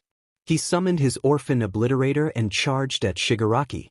Kurojairi, get us out of here. Shigaraki shouted. Why, sir? A purple mist enveloped Shigaraki, and both he and Kurojairi vanished. Izuku sighed, lowering his sword. He looked toward his stunned classmates, smiled, and waved. What up, casuals? Most of the class remained in shock. The one they had deemed a traitor had just returned and defeated something they couldn't handle together. Lita stepped forward, indignation in his voice. What are you doing here, villain? Don't worry, class, I shall stop him. As Lita took a fighting stance, Katsuki, Momo, and Kirishima attempted to intervene but were halted by Izuku's next words. Nah, it's okay. It's not like he can do anything anyway. He folded his arms, waiting for Lita's move. The brunette's fury boiled over. How dare he look down on him? F you villain. Recipro burst. Lita's leg engines erupted in blue fire as he sped toward Izuku. With a flick of his wrist, Izuku summoned a fishing rod, wrapping it around Lita's leg. He yanked it, sending Lita tumbling face-first to the ground. The three onlookers chuckled at his misfortune. Well, would you look at that? It seems I've caught a dipshit. Must be the last one of the season as well, Izuku taunted. Lita's face flushed with embarrassment as he struggled against the twine binding him. He thrashed helplessly until Izuku grew bored and delivered a swift chop to the back of his neck. Okay, now that this is over and done with, can I get an F in the chat? The class stared at him in confusion. I'll bite. How are you here, traitor? Ochako asked, disbelief evident in her voice. Izuku was taken aback, not by the accusation but by the fact that she hadn't seen him arrive. Are you effing kidding me? The class recoiled in shock. Had the once innocent cinnamon roll just sworn? You didn't see the light show? The purple mist? Any of it? Even when I was really badass and powerful? This was supposed to be a cool bonding moment. And you just ruined it, Uraraka. The moment is ruined. He threw his hands up in exasperation, withdrawing his rod and letting the unconscious Lita fall to the ground. As Izuku pouted, the heroes arrived, including All Might, Nizu, Power Loader, Midnight, Present Mike, and Ectoplasm. Upon seeing Izuku, All Might leaped forward, ignoring Nizu's attempt to stop him. "It is time to bring you down, villain." He pulled back his hand, declaring, "Detroit?" "Oh sure." Smash. The punch connected, creating a massive dust cloud that engulfed the area. Everyone shielded their eyes from the debris. As the dust settled, the heroes found themselves staring at a massive crater, with two figures at its center, All Might and a humanoid pig creature, Izuku, who was furious. His arm had shattered from the blow but began regenerating rapidly due to his transformation. "So, this is the thanks I get for saving their buttes?" he muttered, glaring at the number one hero, hatred evident in his eyes. "What a hero you are. Fing peasant? What did you say, villain?" All Might shouted. "I said you're a peasant. What are you gonna do about it? Take away this power as well? Nana would be ashamed. How do you know of that name? You have no right to speak those words." Izuku chuckled darkly. "Oh, no right? That's effing hilarious. Over 2 years with that secret, training it, powering up, and in one moment. Gone. What do you mean?" All Might asked, confusion creeping into his voice. Izuku laughed hysterically, walking toward All Might while picking up the fallen green wig. "Do you know what that does to a boy? Stand back, villain." All Might warned, taking a fighting stance as Izuku put on the wig, the only remnants of his past look being the scars from the pig tusks. "Did it make you proud?" Izuku asked, blood trickling from his mouth. What do you mean?" All Might stammered. Proud? Midoriya? You should be in Tartarus." "And I was until—" Izuku's gaze shifted to Nizu, who wore a cheerful smile. "So, you didn't tell them?" "No, I thought it'd be fun." "And it was." Nizu replied, his eyes twinkling. "Haven't told us what, sir?" Ochako asked, breaking the tension.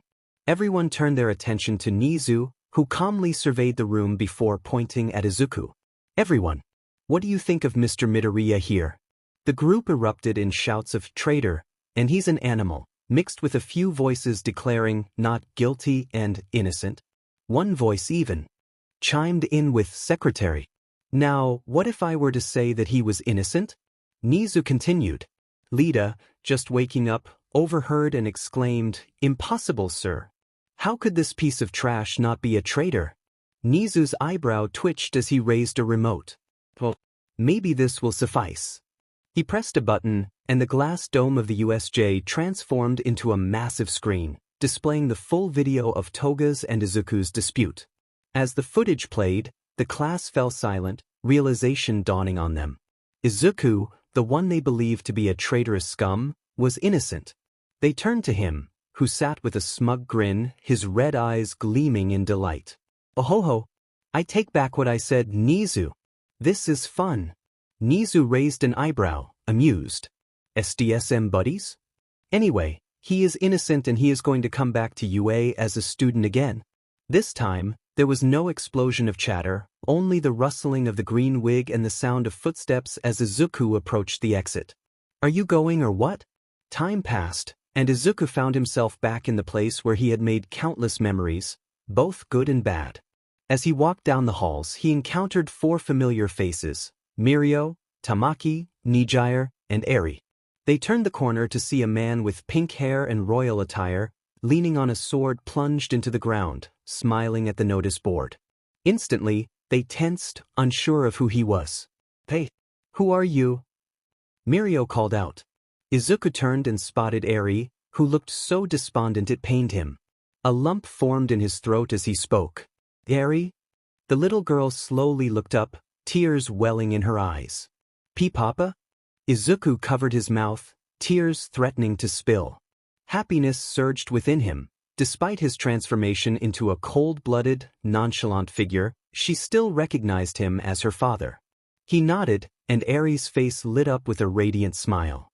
"Papa!" she exclaimed, leaping into his arms and knocking his crown off. They both cried, holding each other tightly as if afraid to let go. The class arrived, witnessing the emotional reunion, feeling ashamed for betraying their classmate and separating a father from his daughter. "Eri, where were you?" "I was sad and unhappy without you," she said, her voice trembling. "I'm sorry, Snowball. Something happened and I had to change it. I'll never leave again." They separated, and only then did Eri notice his changed appearance. "Why do you have pink hair, Papa?" they both asked simultaneously, laughter bubbling up between them. Izuku stepped in to explain. She said she didn't want to look like her old self after the incident with Overhaul. "I suggested pink because I had seen your transformation a few months ago." Izuku nodded, then turned to Eri, who was gazing at the crown on the floor. "Hey, Eri." "Yes, Papa," she replied, her eyes sparkling. "Can you put my crown on my head?" Her face lit up with joy as she nodded vigorously, picking up the crown. As she placed it on his head, Izuku captured the moment with a photograph. Izuku hugged Eri tightly, and she returned the embrace, both of them feeling the warmth of their bond. "I'll never leave again," he promised silently. After the emotional reunion and a few tears shed, Izuku walked up to Nizu's office to discuss the fight. Before he could knock, a shaky voice called from inside, "Come in." Upon entering, he found Nizu trembling, holding the letter Endeavor had given him. "Yes. I was actually going to ask you about that. Do you allow me to fight him now, Principal?" Izuku inquired. Nizu's eyes sparkled with mischief. "Oh yes, Izuku. But I have a request before you carry out this fight." "I'm listening," Izuku replied, intrigued. Nizu grinned, stirring his tea. "You see, I've seen what you're like on the battlefield and toward those you despise, and it reminds me of myself. So, I propose a partnership, a brotherhood, if you will, to help you get revenge against them. All I ask in return is for you to do the same for my torturers." Izuku's lips curled into a smile. "It seems we have come to an agreement. What do you think, chat? I'll put a poll up." Nizu remained unfazed, already accustomed to Izuku's antics. "So, brother, what have they said? It seems I'll have to be with you a bit longer." "Brother." They shared a maniacal laugh, the sound echoing ominously in the room. After a few minutes of laughter, they began planning the fight between Izuku and Endeavor. "Is it possible to do it today?" Izuku asked. "One moment, I'll need to take a phone call," Nizu replied, nodding. He grabbed his phone, scrolling through contacts until he found Endeavor's agency number. After 2 rings, Endeavor answered. "Principal Nizu, sir, what is it that you need of me?" Endeavor's tone was overly polite. Nizu's eye twitched at the hero's attempt to play nice. "Yes, I am here to make a proposition." "What may that be, sir?" Endeavor asked. "We have someone here who wants to have a little fight with you. He mentioned something about knowing a family secret. He hasn't told me yet, so I don't know whether." "I accept. But only if it is a life-and-death battle. If it isn't, then I will refuse to come." Nizu glanced at Izuku, who was yawning and tinkering with a small red and white rocket-shaped object. "No, that shouldn't be a problem. He's all right with it. At what time should you want to?" "I'll be there in an hour." "Don't let him leave." Nizu's dark aura flared. Not only had this puny human interrupted him twice, but he had also forgotten his manners. "Are you missing something there, Enji?" Nizu asked, his voice deathly calm. "Why, sir?" Endeavor stammered. "Good. Now goodbye, Endeavor." "Goodbye, sir." After ending the call, Nizu grinned at Izuku, who was grinning back, wearing crafting glasses and now reading The Art of War. Time passed, and it was 3 p.m. Izuku stood in the middle of the ring setup for the 1v1s during the sports festival, surrounded by Class 2A, Class 2B, Izuku, Vlad King, Nizu, and All Might. After a few minutes of chatter, a black car rolled up and Endeavor emerged in his hero costume. He approached the ring, sizing Izuku up with a frown, glancing at Nizu questioningly. "Sir, who is he?" "I don't know him," Endeavor said. Nizu replied, I shall tell you later. Now get on with the fight. The flame hero nodded as Nizu began to referee the match. This is a life and death battle between the number 2 hero and Technoblade. The battle can only be ended by death or serious injury. Any questions from the combatants? Then begin. Endeavor immediately fired a blast of blue fire toward Izuku, engulfing him. Gasps erupted from the crowd. Izuku no! Momo cried out. That villain gets what he deserves. Lita laughed. Did you? Katsuki shouted. Class 2B murmured in disbelief. Izuku? Deku? Midoriya? Even Nizu stood with a hint of worry in his eyes. Really? He thought he could fight against me? Pathetic. Endeavor scoffed, turning to walk away. But then he felt a hand on his shoulder. He spun around to find Izuku standing there, thin orange and yellow steam flowing off him. You know, that could have killed a normal person, BSRD, Izuku said calmly. What did you call me? Endeavor roared. I called you a BSRD. What are you gonna do now? Abuse another chi. Shut it. Endeavor shouted, sending another wave of fire toward Izuku, who stood firm, absorbing the flames like an absolute unit. It didn't work last time. What went on in your head to think, oh yeah, that would kill him? Izuku summoned his crossbow and loaded a golden arrow. What do you think is the main purpose of being a hero, Endeavor? He shot the arrow at the hero, who attempted to incinerate it, but it cut through and grazed his cheek. The meaning of a hero is to save people and to give others hope, Endeavor replied, anger simmering beneath his words. He conjured a spear of fire and hurled it at Izuku, who summoned a shield to deflect it.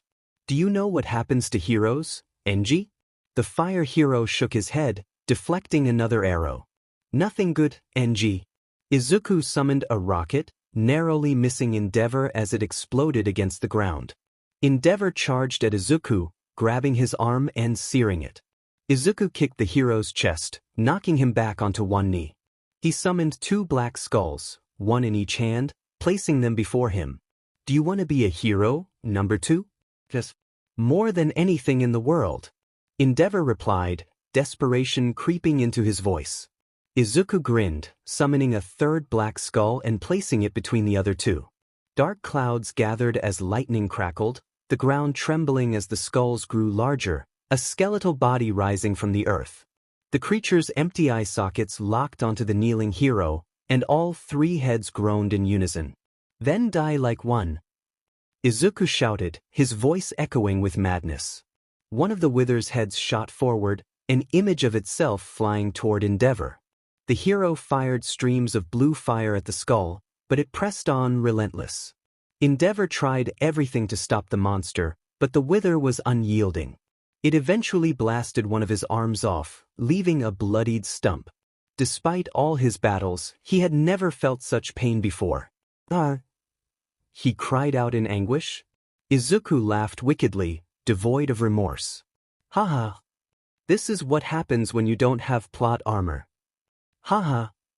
His laughter and Endeavor's cries merged into a horrifying symphony that made everyone recoil in fear. Eventually, the wither began to disintegrate, leaving only black dust on the ground. Oh no. I was having fun right there. Looks like the match is finished. Please make it stop. What do you want? Money? Women? Power? I'll give it to you. Please. Why would you do this to me? Endeavor pleaded, desperation lacing his voice. Why? You ruined my life. Your sick fantasy got found out by me, and you killed my parents. And in my defense, this is hilarious. Izuku summoned a splash bottle filled with a pink liquid that smelled of strawberries and watermelon. You may have ruined my life. But I want to do this again sometime, so... He threw the bottle at the fallen hero, and Endeavor's stump began to regenerate at a rapid pace. Within seconds it was fully restored. Everyone stared in shock as Izuku walked away, glancing back with a smug grin. This is what the number 2 hero can do? What a scum! Izuku strolled away from the arena, sword resting on his shoulder, a bored expression on his face. That's what the number 2 hero can do? What a scum! An idea struck him, and he turned back, a slow laugh escaping his lips. As he reached the center of the stage, he kicked the unconscious hero off and faced the audience. All of those who believed that I wasn't the traitor. Raise your hand. Katsuki, Momo, Kirishima, Tokoyami, Monoma, Aizawa, and Nizu raised their hands. Izuku raised an eyebrow at Monoma and Tokoyami, but they quickly explained themselves. What? He isn't an egotistical freak like the rest of Class 2A. He treated us like equals. Monoma declared. Yeah, I realized months ago that Izuku could never do this kind of. Izuku stood before his friends, reflecting on their relationships. We may not have seen eye to eye, he began, gesturing toward Kirishima, but he had my back during my betrayal. Always there to cheer me and everyone up. He may not have the smarts, but what he lacks in brains, he makes up for in brawn and courage. Honestly, he's one of the best people I've met in my life. He then turned to Tokoyami, who nodded in acknowledgement. And Tokoyami, the revelry in the dark, Izuku continued, before shifting his focus to Monoma. He may not look it, but he is a loyal and kind individual. His vision was clouded by his longing to be more powerful than others. After befriending him, he muttered, and kicking his butt, he has become one of my most trusted associates. Next, he gestured to Aizawa. My teacher and caretaker when I had no one. He has been with me through thick and thin, in good times and bad. He is more than a teacher to me, he is a parental figure, one who gives me hope and security. Izuku's gaze fell on Nizu. Ah, Nizu. My fellow animal companion in the Brotherhood. We will have fun together in the upcoming months, and I am so looking forward to it. They exchanged grins, a shared understanding passing between them. Finally, he approached Momo. And Momo, he said softly, the light that thawed away the darkness. As he drew closer, he continued, there for me when I needed her. Standing next to her, he wrapped his arms around her waist and whispered in her ear, and mine. Momo blushed, and as he kissed her, she initially seemed shocked but soon melted into the moment. After a minute, they pulled away, a thin line of saliva connecting them. The audience watched in stunned silence. Izuku had just made a move on the hottest girl in the year. Among them, two figures stood out, one gravity-defying girl and a dual-haired boy, both visibly jealous. Lita noticed Uraraka's envy and felt a surge of anger. Midoriya. UBC, he shouted, blue flames erupting from his legs as he launched himself at Izuku. In response, Izuku summoned a shield, deflecting Lita's attack and countering with an axe held at Lita's neck. Nizu, he said, glancing at the principal. Yes, Izuku? Nizu replied, a hint of amusement in his voice. Lita versus Technoblade? Izuku proposed. Nizu grinned widely. Oh ho ho. Yes, yes, yes, yes. Izuku turned back to Lita. So, we're going to resolve this with a trial by combat? Yes. I'll effing kill you. Lita declared, his determination palpable. Izuku grinned and pushed Lita away, summoning a block of TNT. Without breaking eye contact, he detonated it in the middle of the arena, creating a dust-filled pit. As they glared at each other, Nizu sipped his tea, a mischievous smile on his face. Lita, Izuku. Get in there. Nizu urged, chuckling at the unfolding drama. They stepped into the pit, and Izuku suggested, I say armorless and with shields. Lita removed his hero suit, leaving only a black, skin-tight leotard. Izuku nodded and took off his crown and robe, summoning another shield and tossing it to Lita, who scoffed and discarded it, insisting he didn't need it to defeat Izuku. Izuku shrugged and dropped his own shield. Okay then, just armorless and only hand-to-hand combat, Nizu announced. They both nodded and assumed fighting stances. Izuku quickly noticed many flaws in Lita's technique, prompting a silent laugh. Nizu, catching on, decided to tease Lita. You know what? Lita can take the first hit. Lita turned to the principal, nodding in agreement before facing Izuku, who had relaxed his stance, leaning against the wall and inspecting his nails. You sure you want to do this, Lita? Izuku asked, a hint of mischief in his voice. Lita's face flushed with rage. As the youngest of the Lita bloodline and brother to Ingenium, he had never felt so humiliated. Izuku relished in Lita's frustration, deciding to toy with him a bit longer. We'll settle our feelings with our fists, but when we come out of here, win or lose, no hard feelings. It stays in the pit? To the audience, it sounded noble, but to Lita, it felt like a slap in the face. You broke my pride, he shouted, his voice filled with indignation. Izuku shook his head helplessly, crossing his arms and closing his eyes. It stays in the pit? You made my girl jealous. Lita accused. Izuku chuckled. It stays in the pit? And you referred to a superior as brother? Well, we're both animals and both hunted, but we learned to fight back. So we're basically brothers. You know what? This isn't about me anymore. This is about everyone else out there. You betrayed us, Midoriya. Izuku's eyes widened at Lita's low blow. I was framed, Lita, and you guys peer-pressured me into going.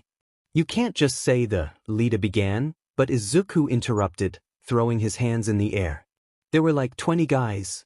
They would have shot me where I stood, all right? Nonsense. I shall beat you and show you your place. Lita retorted, charging at Izuku with blue and white flames trailing behind him. Izuku stood still, watching Lita's movements as if they were in slow motion, quickly identifying his weak points. When Lita's leg finally connected with Izuku's arm, he barely flinched. Breathe. That was weak, he remarked, grabbing Lita's leg and slamming him into the ground repeatedly, much like Hulk with Loki. He then hurled Lita against the pit wall, chuckling as he cracked his neck. It stays in the pit, Izuku taunted, catching Lita's foot as he attempted a flying kick. With a swift elbow to Lita's crotch, he watched as the boy's face drained of color. As Lita fell, Izuku released his grip, and the other boys in the audience flinched at the sight. Why would you play such a dirty trick villain? Lita gasped, struggling to regain his composure. Izuku shrugged nonchalantly. We're in the pit. Nothing goes out of the pit. He charged at Lita, stomping on his hand while delivering punches to his face. Grabbing Lita by the neck, he dragged him along the walls, and by the time he finished, Lita was starting to see black dots in his vision. Izuku clicked his tongue, delivering a knee to Lita's face in an attempt to put him out of his misery. Just stay down, man. It's easier for both of us. Lita shakily rose to his feet, blood dripping down his face and torso. The crowd cheered for the injured teen, except for those who trusted Izuku. They already knew the outcome. Lita regained his fighting stance and shouted, because a true hero never falls down and always gets back up. And I, Tenya Lita, shall never fall do. And I'm bored, Izuku interrupted, swiftly punching Lita in the throat, cutting off his air supply. Lita fell to the ground, gasping for breath. After a moment he managed to get to his knees, fear etched on his face. Lita, the thing is you're using words, but the reality of this world, Lita, is that the only universal language is violence. He knelt down beside Lita. And we've had that conversation, we've spoken that language in the pit. Standing up, Izuku donned his crown and robe once more. It's over, Lita, he said, turning to walk away. On to a new day. A new plot. To become a hero. As he walked back to his belongings, he adjusted his crown and fluffed his robe. Looking back at the crowd, he declared, "What do you want? Show's over. Beat it." After clearing the students, he walked away from the pit, passing by Nizu, who jumped onto his head and curled up in his crown. Izuku smiled at the gesture as he made his way toward Yua. I should visit her. It's been a while, he thought, but on his way, he encountered All Might, who stood at the entrance with a frown. Izuku groaned, rolling his eyes, hoping the hero hadn't done anything foolish. But, of course, All Might decided to stop him by placing a hand on his shoulder. Young Midoriya, I believe we have some business to talk about. All Might boomed, causing Izuku to cringe at the volume. No, I don't believe we do, All Might. Now let go, Izuku replied, attempting to walk away, but All Might tightened his grip. Growling, All Might insisted, yes, we do, Midoriya. Izuku slowly turned to face him, a glint in his eye that All Might recognized all too well, reminiscent of F. I said back off, All Might, before I can't control myself and you get hurt. Go. Izuku's voice was firm, but All Might merely laughed, his grip tightening. Don't get ahead of yourself, young midoriya. There's no way you can. All Might was abruptly cut off as Izuku summoned the axe of peace, swiftly severing All Might's hand from his shoulder. It took a moment for All Might to comprehend what had just occurred. When realization struck, he clutched the bloody stump of his arm and screamed in agony, rolling on the ground, consumed by pain. He cared little for his surroundings or his heroic image. All that mattered was the torment he felt. Izuku watched him with disdain, wiping the blood from his axe. Once it was clean, he squatted down, grasping All Might's hair and yanking his face to meet his own. A malicious smirk crept across Izuku's face as an idea formed in his mind. Do you want me to stop the bleeding, Toshinori? Just stop it? All Might pleaded, desperation evident in his voice. Izuku's grin widened as he summoned 4 items, one of which was a crafting table that he placed beside him. All Might's confusion turned to fear as he gritted his teeth, stammering, "What is that? What or why you doing?" Ignoring the questions, Izuku asked, "Do you know what these are?" He dropped a piece of coal, some gray powder, and a flame. "Yes." "Coal, gunpowder, and fire," All Might replied, bewildered. Izuku feigned surprise, his tone dripping with sarcasm. "Oh, well done. Do you want a treat?" He chuckled, returning to his crafting table and tossing the 3 components onto it. The materials shook and fused together, forming a black ball with flecks of orange, red, and gray. "Do you know what this is?" Izuku asked, looking back at All Might, who shook his head. Chuckles, "Well, this is what I like to call a fire charge. On contact with any surface, it immediately combusts." A glint sparked in Izuku's eyes, and All Might paled. "You know what that means?" "No." "Please reconsider, young midoriya. Have mercy." "Sorry, all out of that." Izuku seized All Might's arm and pressed the fire charge against the stump, cauterizing the wound. All Might screamed in agony as Izuku laughed maniacally. Once the fire charge was spent, Izuku released his grip, admiring his handiwork, a handless arm. He grinned, satisfied, and glanced at the now unconscious All Might, scoffing. "Number 1 hero my butt. Can't even handle a little cauterizing. How do I explain this to Nizu?" To Izuku's surprise, Nizu jumped off his head. "Oh, that won't be necessary, Izuku. I saw what he did, and I fully support your actions. Don't worry, I'll explain it to the Hero Commission." "Thank you, brother. I owe you one. Now, if it's no problem, I'm going somewhere private." "No problem, brother. Will you need an SRT?" "No, I don't believe that will be needed, brother, although I appreciate the thought." Unbeknownst to them, 6 individuals were watching from around a corner, deeply concerned for Izuku's mental health. Aizawa, Momo, Katsuki, Tokoyami, Kirishima, and Monoma exchanged worried glances and silently agreed to follow him. Izuku bowed to Nizu and walked out of UA grounds, passing through traffic and civilians with a distant look in his eyes. The 6 friends confirmed their suspicions and continued to trail him. "Hey guys. I know where the nerd's going," Katsuki said suddenly. "Where?" Aizawa asked. "To Annie Inko's grave." Realization washed over them. Though they respected his privacy, they felt compelled to ensure he didn't do anything reckless, so they followed him. When they arrived, they found a hill dotted with countless graves. It was now 8 p.m., and darkness enveloped the area. They spotted Izuku walking past the graves, searching for his mother's. When he reached it, fury ignited in his eyes, a sentiment mirrored by the 6 who witnessed the grave state.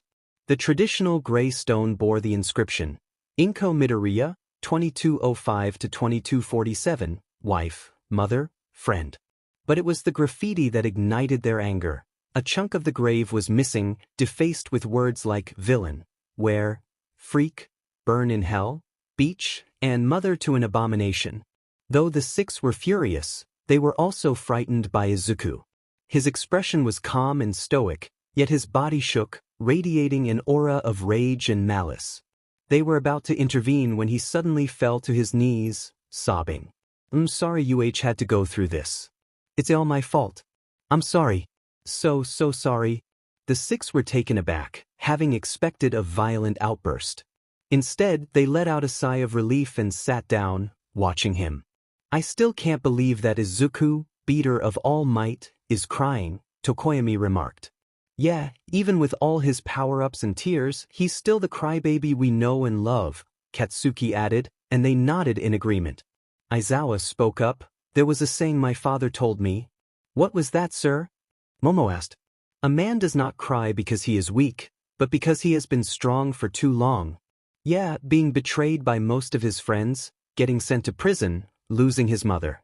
Midobro's gone through a lot, Kirishima said. Not to mention the years of bullying because of his quirklessness, Monoma added, raising his hands defensively when they looked at him in surprise. Hey, I'm not called his friend for nothing. We told each other secrets as well, alright? Alright, stop your bickering and make sure he doesn't endanger anyone's life, Aizawa instructed. Yes, sir, they replied in unison. Izuku cried for a few more minutes before standing up and pulling out a bottle filled with a gray liquid. He looked at it and sighed. Thank God for my experimentation. I'm quite glad I perfected the potion of restoration. He removed the stopper and poured the contents onto the grave, instantly restoring it to its pristine state. A smile spread across Izuku's face as he sat back down, leaning against the grave. I'm sorry for not being here for you, Mom. I'm sorry for the years of LBR and hard work I put you through. As an apology, I'll sing you that song you wanted to hear. I finally finished it while in Tartarus. It may not make up for what happened, but I hope it helps. Did he just say sing? Kirishima asked, surprised. Yeah, you didn't know the nerd could sing? Katsuki replied. No, we never asked, Tokoyami said. DMN, that's not very manly, Kirishima added. Is he good? Momo inquired. Katsuki grinned. Oh yeah, he's good. He'll put weird ears to shame. You mean Kyoka Jairu, Bakugo? Aizawa interjected. Yeah, that extra. Now shush, you're in for a treat. They turned their attention to Izuku, who was preparing to sing. Hello, darkness, my old friend. I've come to talk with you again. Because a vision softly creeping left its seeds while I was sleeping. And the vision that was planted in my brain still remains. Within the sound of silence, the five were initially blown away by Izuku's singing voice. They had never heard him sing before and were in awe of the low pitch he could achieve. Monoma smirked. Holy shit. He's good. That's an understatement, Momo agreed. Demon right, Katsuki added, wiping a manly tear. Relatable, Tokoyami thought. Aizawa mused. How did I not know Problem Child could sing this well? In restless dreams I walked alone. Narrow streets of cobblestone. Neath the halo of a street lamp. I turned my collar to the cold and damp. When my eyes were stabbed by the flash of a neon light. That split the night. And touched the sound of silence. Is the light referencing someone?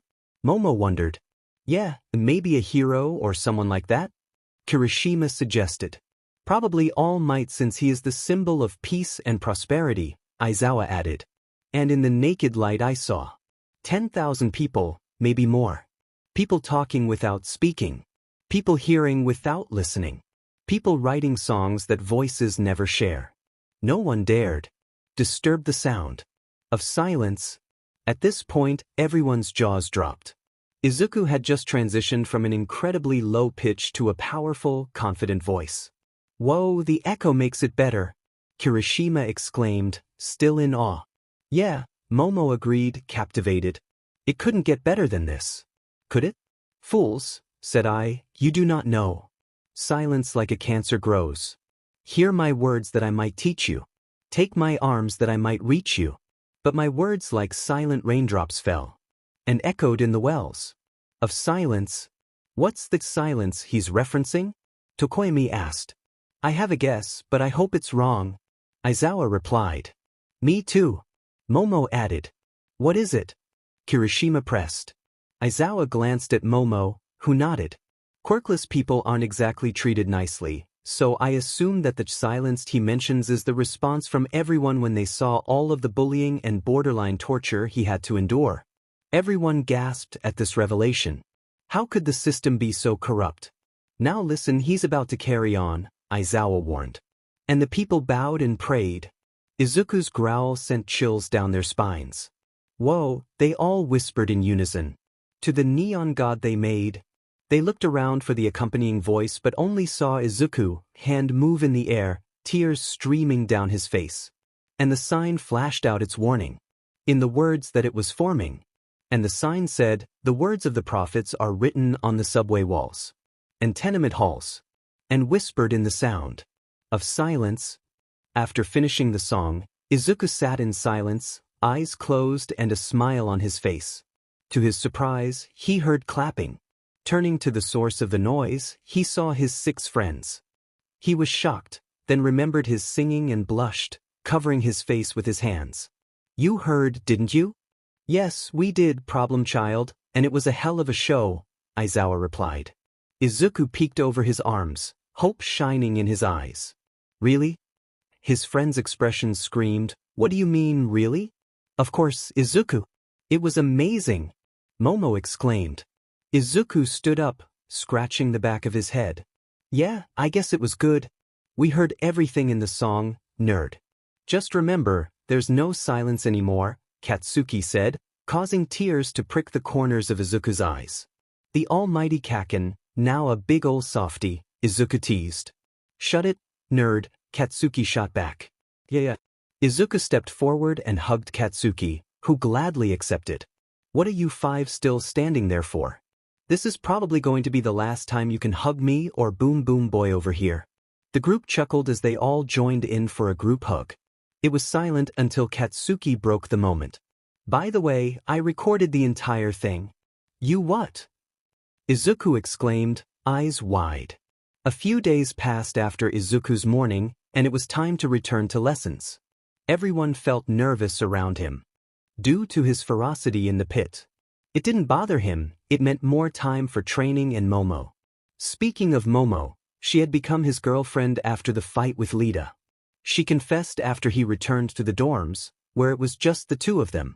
She had also made him explain the injuries on his face from his time in prison.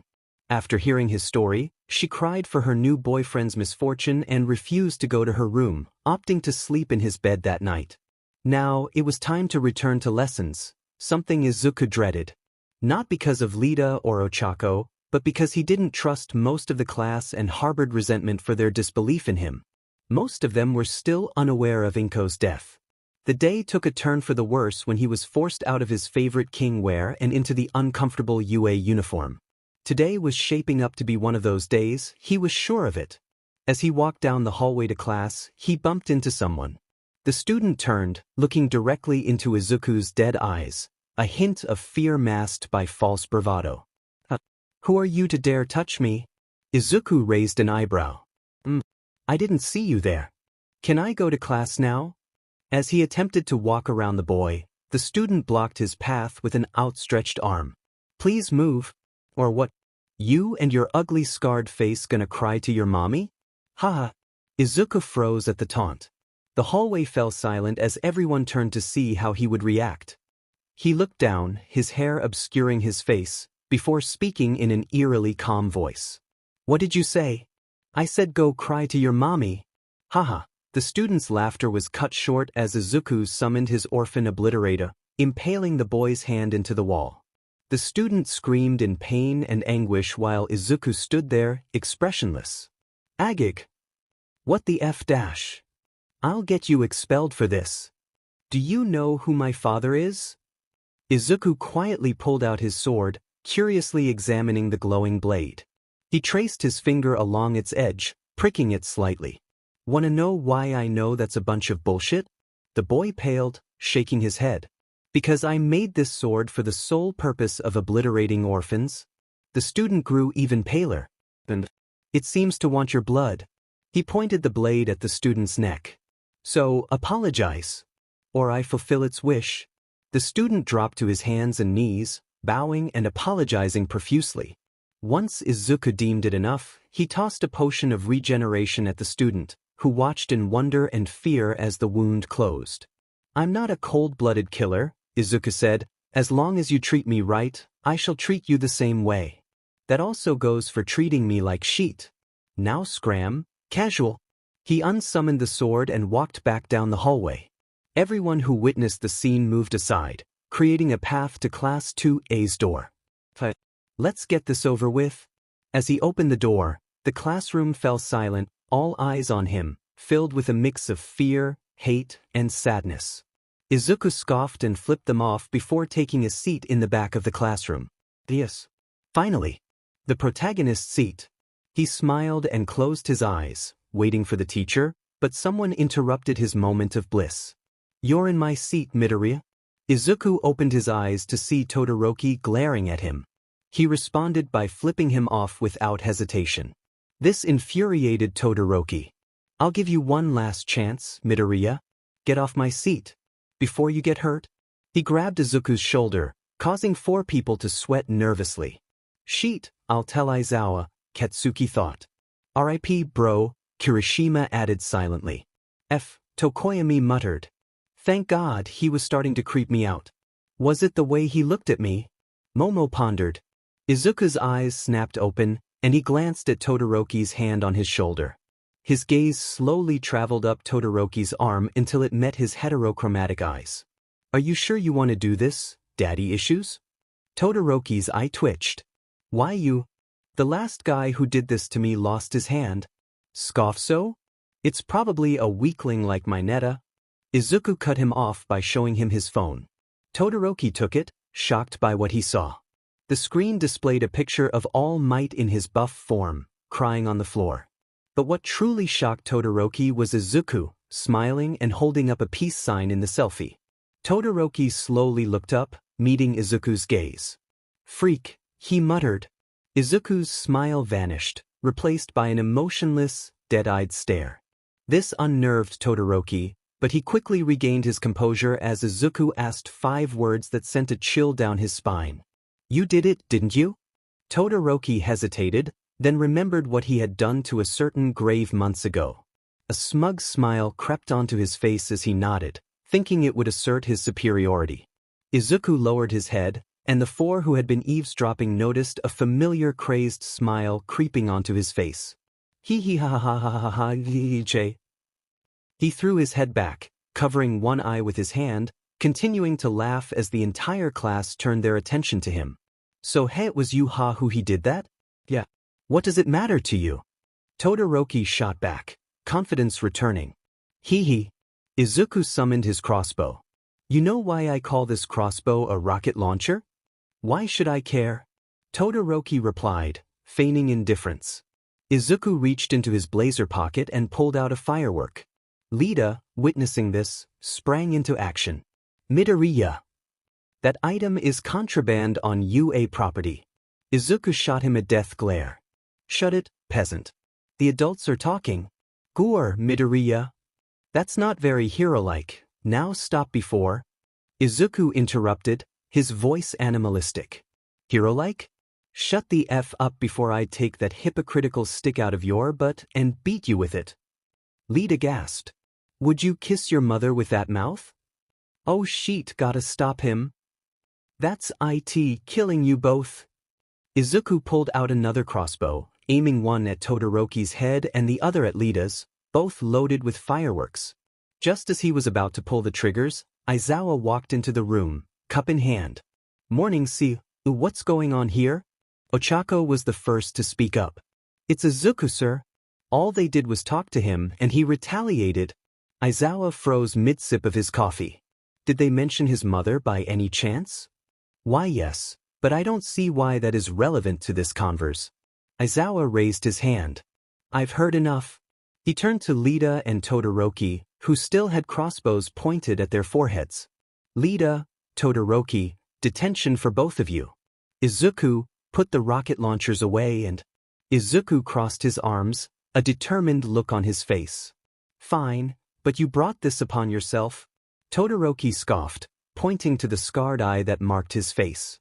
If it's a scar, it can't be worse than me. Izuku let out a dramatic groan, taking off his blazer and glancing back at Kirishima. Last chance? Just take your shirt off, nerd. Katsuki shouted, his voice laced with impatience.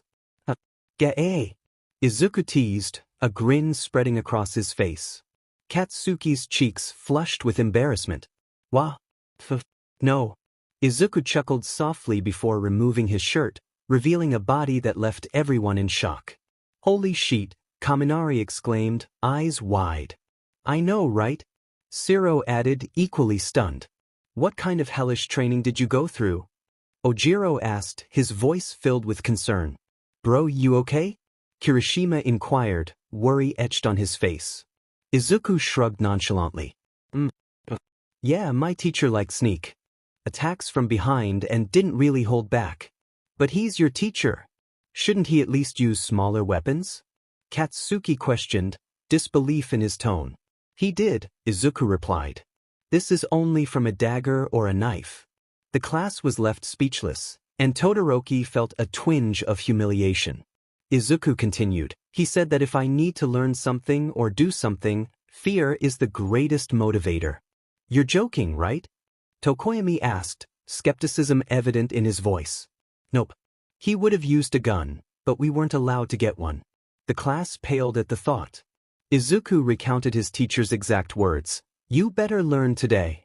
You better learn right this instant or I don't know what I'm gonna do to you. I don't know what I'm gonna do if you don't comprehend how to arch under a sword while countering my dagger and blocking the wither's shots, right this instant. I swear to God.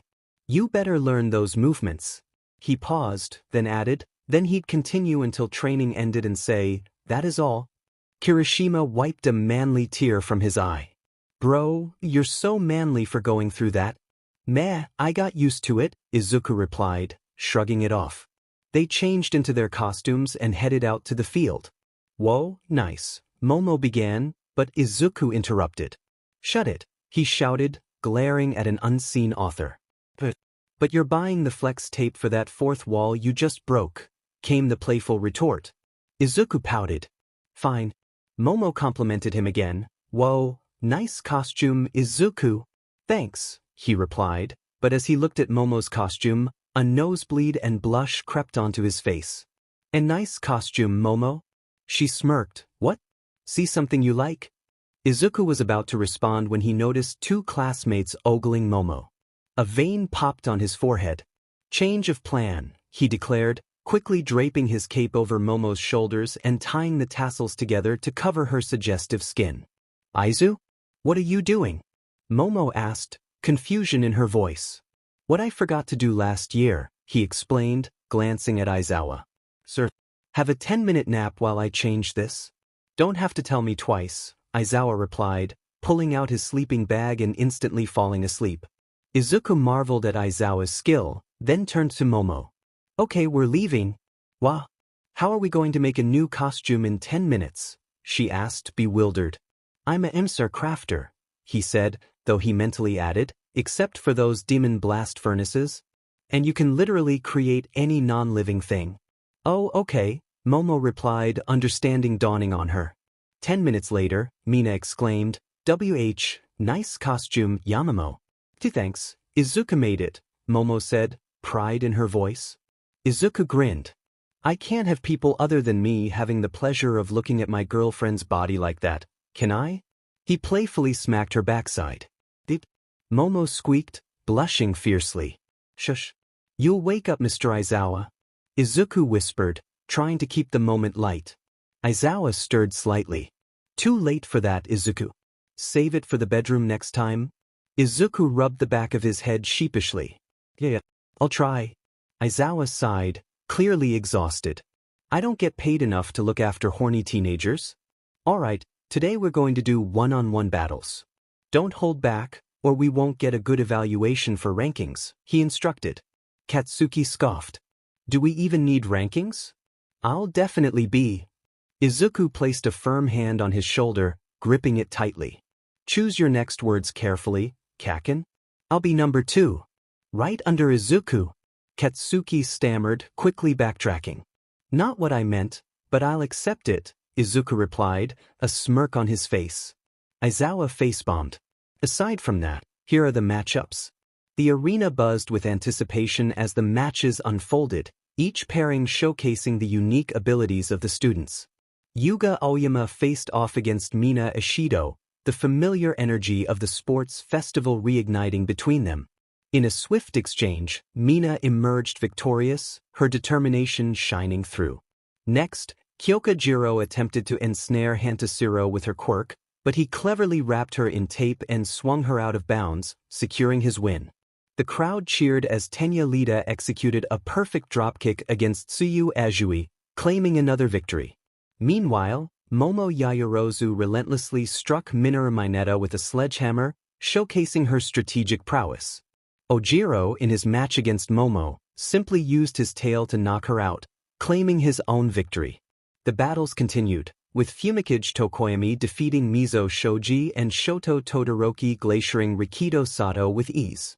Katsuki Bakugo faced Denki Kaminari, his signature snarl and smirk causing Kaminari to give up in defeat.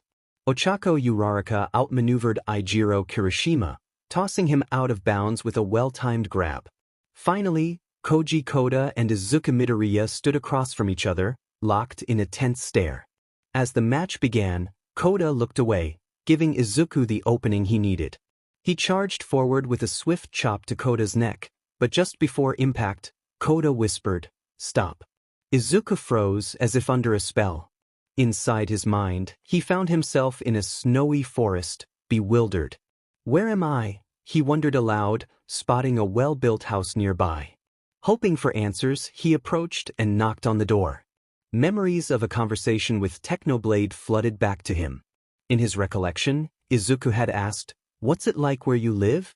Techno had described a calming place, filled with snow and trees, where he trained his horses. The mention of an acquaintance named Thomas, who had been exiled, lingered in Izuku's mind. Suddenly, the door swung open, and there stood Technoblade. "Kid?" Izuku was taken aback. "Techno. How did I get here?" "Technically, it's your mindscape, but I made it into my house," Techno explained. Confused, Izuku noticed a pair of shoes and some white powder by the door. "Techno, what's this?" Before Techno could respond, a voice called out, Techno. You gonna have any more happy flower, man?" Izuku's eyes widened. "Techno, who's that?" Techno sighed. "Oh, he's..." A figure emerged, revealing a man about 5'8" with medium-length brown hair, dressed in green cargo shorts and a Mexican-themed mask. "I'm man," he greeted, running up to Izuku and sniffing him. "I'm gonna speed-run smell you, man." Freaked out, Izuku looked to Techno for help. Techno? Help please?" Techno struggled to contain his laughter. "Quackity, stop it now. You've traumatized the kid enough." With a pop, Quackity vanished, leaving Izuku bewildered. "Where did he go?" "He does that when he wants to change his skin," Techno explained. Izuku blinked. "Oh, okay then. Wait, skin?" Before he could process this, Quackity reappeared, sporting a black jumper and a blue jacket with white stripes. "Oh, hi man," he said casually. Izuku was taken aback by the sudden change. "How did that happen? How did you get here? How did you build this entire landscape?" Techno started to explain, but Quackity interrupted. "I sorta just appeared out of nowhere, and Techno brought me here." Izuku furrowed his brow, trying to recall where he had heard Quackity's name. "Oh, was it when Techno told me about his life story and how I threatened his horse?" Izuku stifled a laugh. "You threatened Brick?" Quackity puffed out his chest. "No, I threatened Carl, his prized horse." Techno shook his head. "It's not a good achievement to threaten someone's prized possession." "Yeah, but it worked. Didn't it?" Quackity replied with a grin. "Touché," Techno conceded. Izuku interjected, "Do you have any powers like Techno or me?" Quackity's expression shifted to one of mischief. "Oh, yes I do." His clothes glowed white, transforming into a suit and tie.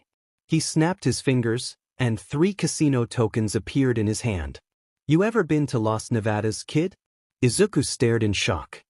"No. Too bad. My power is all about gambling and luck.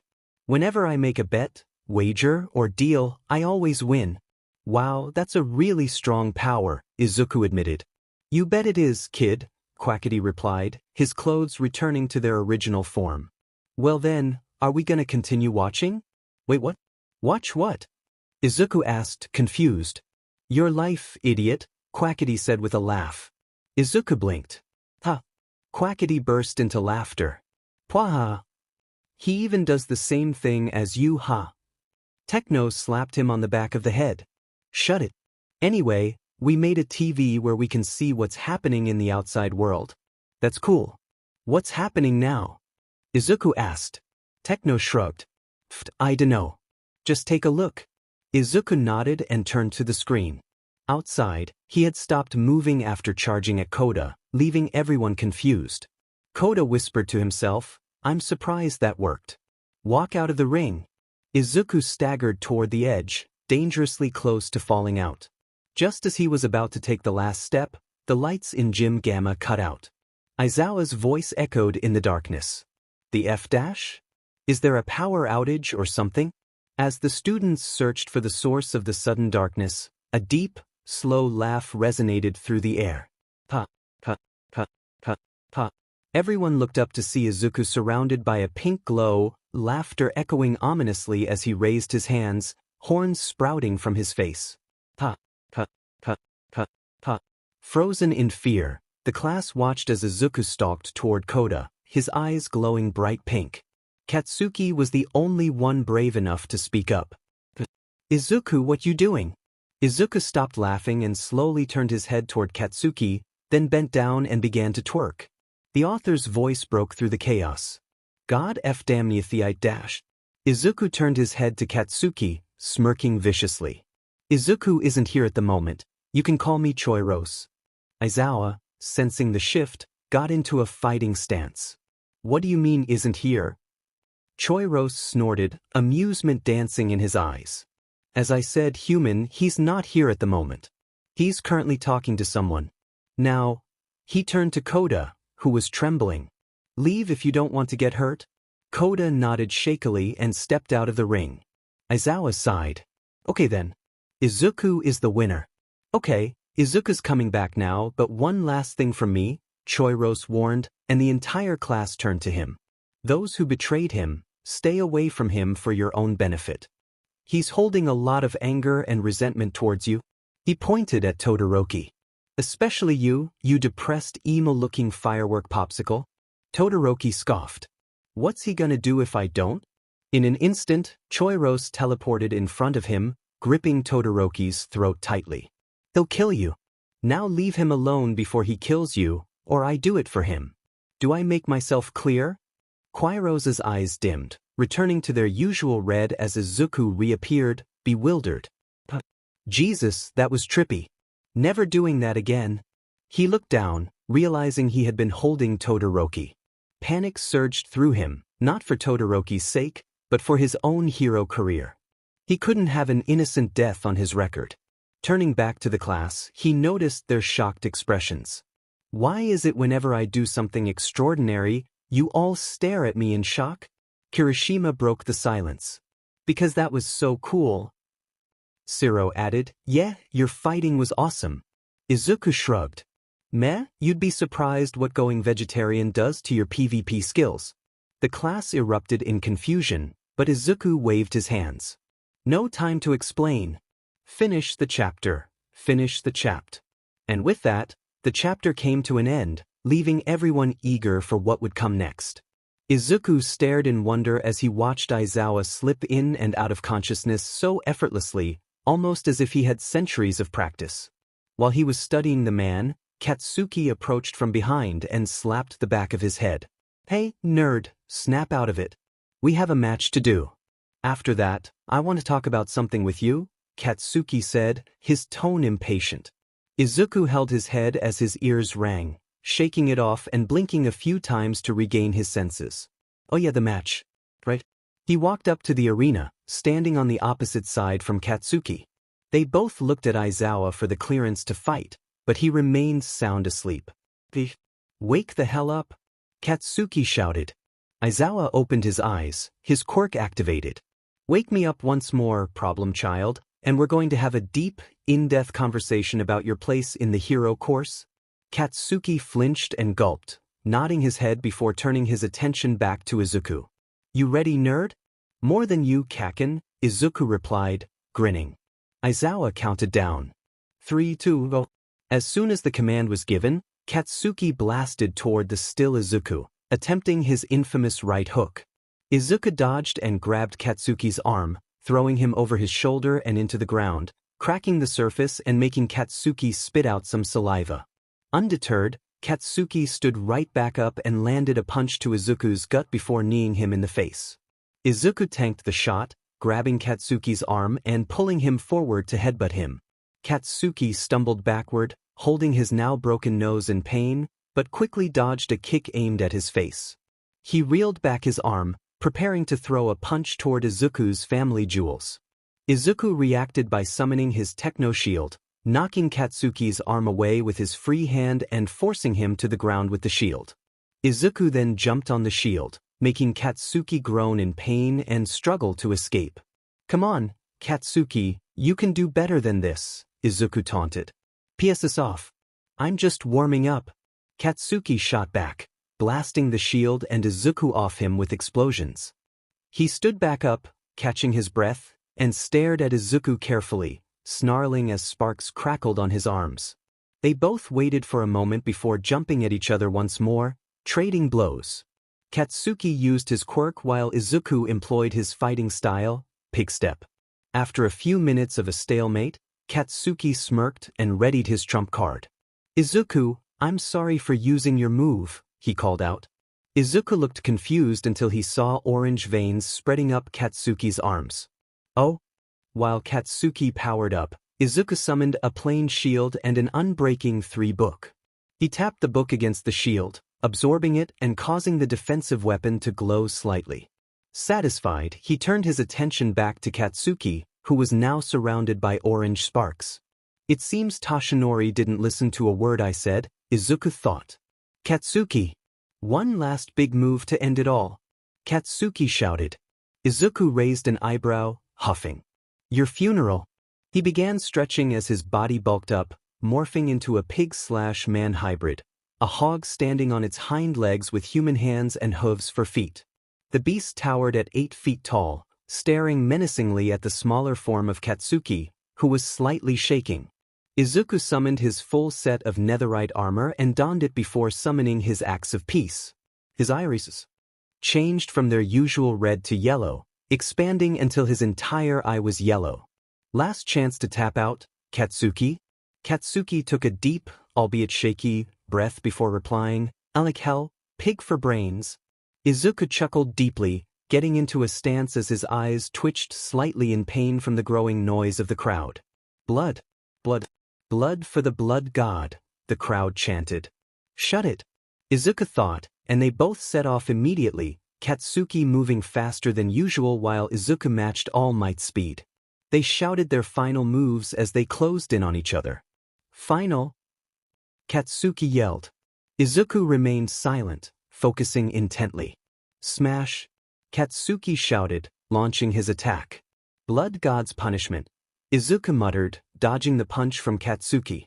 He grabbed the arm and struck it with the blunt side of his axe, breaking it and rendering the power within useless. The explosion dispersed behind him as Katsuki screamed in pain, and Izuku kicked him in the gut, flinging him across the arena into the opposite wall. The class watched in shock as Izuku took a deep breath and walked toward the fallen Katsuki, his eyes slowly changing color from yellow to orange, tightening his grip on the axe. "Aizawa, Katsuki is out of bounds." "Izuku wins," Aizawa announced, still half asleep. Izuku ignored Aizawa and continued walking toward Katsuki, his eyes turning from orange to red, his knuckles white around the handle of his weapon.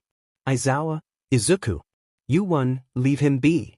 Izuku struggled for a moment before transforming back into his normal form, breathing a sigh of what seemed like relief and bringing a hand to his forehead. "Waya. Will do." He watched as the medical bots picked up Katsuki and carried him toward the medical ward. "Damn it, I need to train that form more." "I almost lost control," Izuku thought, shaking his head in regret as he walked back toward the class. Their reactions varied. Some were horrified while others were in awe, and one certain dual-haired boy seethed in anger. Izuku noticed but swiftly ignored it, focusing instead on the next match against Todoroki. As if on cue, Aizawa called the final two to the arena. They obliged, walking to opposite sides, quietly glaring daggers at each other. The class watched in excitement as two of the three titans of the class faced off. Even Aizawa looked slightly interested. "Go," Aizawa commanded. As soon as the word left his lips, Todoroki sent a barrage of ice in Izuku's direction. Izuku merely yawned, cutting the attack in two with his orphan obliterate. Todoroki scoffed, unleashing a barrage of ice at Izuku. Yet, with remarkable agility, Izuku sliced through each icy projectile without moving an inch. Seizing the moment, Todoroki rode his ice toward Izuku and aimed a punch, which Izuku effortlessly blocked. Undeterred, Todoroki followed up with a kick, only to have that thwarted as well. "Pathetic," Izuku remarked, his tone dripping with disdain. "Attack, you coward!" Todoroki shouted, desperation creeping into his voice as he attempted to land a few more hits, all meeting the same fate. Izuku's expression remained calm as he replied, "You're only using half of your power, so I'm only doing half of what a fight is. I'm just defending, not attacking. It's simple." The word struck a nerve in Todoroki. "I'm never using my left." "It's his power," he retorted, frustration evident in his voice. Izuku raised an eyebrow, letting out an exasperated sigh. He thought back to their first sports festival, wondering why Todoroki still clung to this mindset. With a scoff, he withdrew the axe of peace. "You won't mind me removing it, then?" Izuku asked, a hint of challenge in his voice. Todoroki looked taken aback, but before he could respond, Izuku swiftly severed Todoroki's left arm and leg. The sudden pain caused Todoroki to lose his balance and fall, screaming and writhing in agony. "Aharagha! I'll kill you, you bastard! I'll kill you!" he screamed, his voice filled with rage and despair. Izuku gazed down at the struggling boy with pity in his calm eyes. "You need to lose that hatred you hold, or you'll end up just like your father." He glanced over at Aizawa, who motioned for him to heal Todoroki. With a sigh, Izuku shrugged. "Got it. It would have been better to leave him be, though, as a sort of punishment for going against the blood god. But that's just my opinion." He summoned a splash potion filled with pink liquid and threw it at Todoroki, watching as the dismembered arm and leg grew back without a trace of scars. However, Todoroki had already blacked out from the pain. Izuku then picked up the unconscious boy and tossed him toward the medical bots, who barely managed to catch him. Aizawa looked at Izuku, unimpressed. "Was that really necessary?" Aizawa asked, his tone flat. Yes it was," Izuku replied confidently. Aizawa sighed, pinching the bridge of his nose in frustration. "Thingy problem, child," he muttered under his breath before addressing the class. Izuku won the little tournament, Bakugo came second, and Todoroki came third. Any objections to this? Silence fell over the students, most too intimidated to speak, while others nodded in agreement, acknowledging that the top 3 placements were deserved. Good. Now go back to the classroom. We still have the rest of the day ahead of us, Aizawa instructed. "Yes, sensei," the class chorused, quickly leaving the field and hurrying back to the classroom. Izuku remained behind, lost in thought. Chat is becoming louder. That's going to become a problem in the future, he pondered,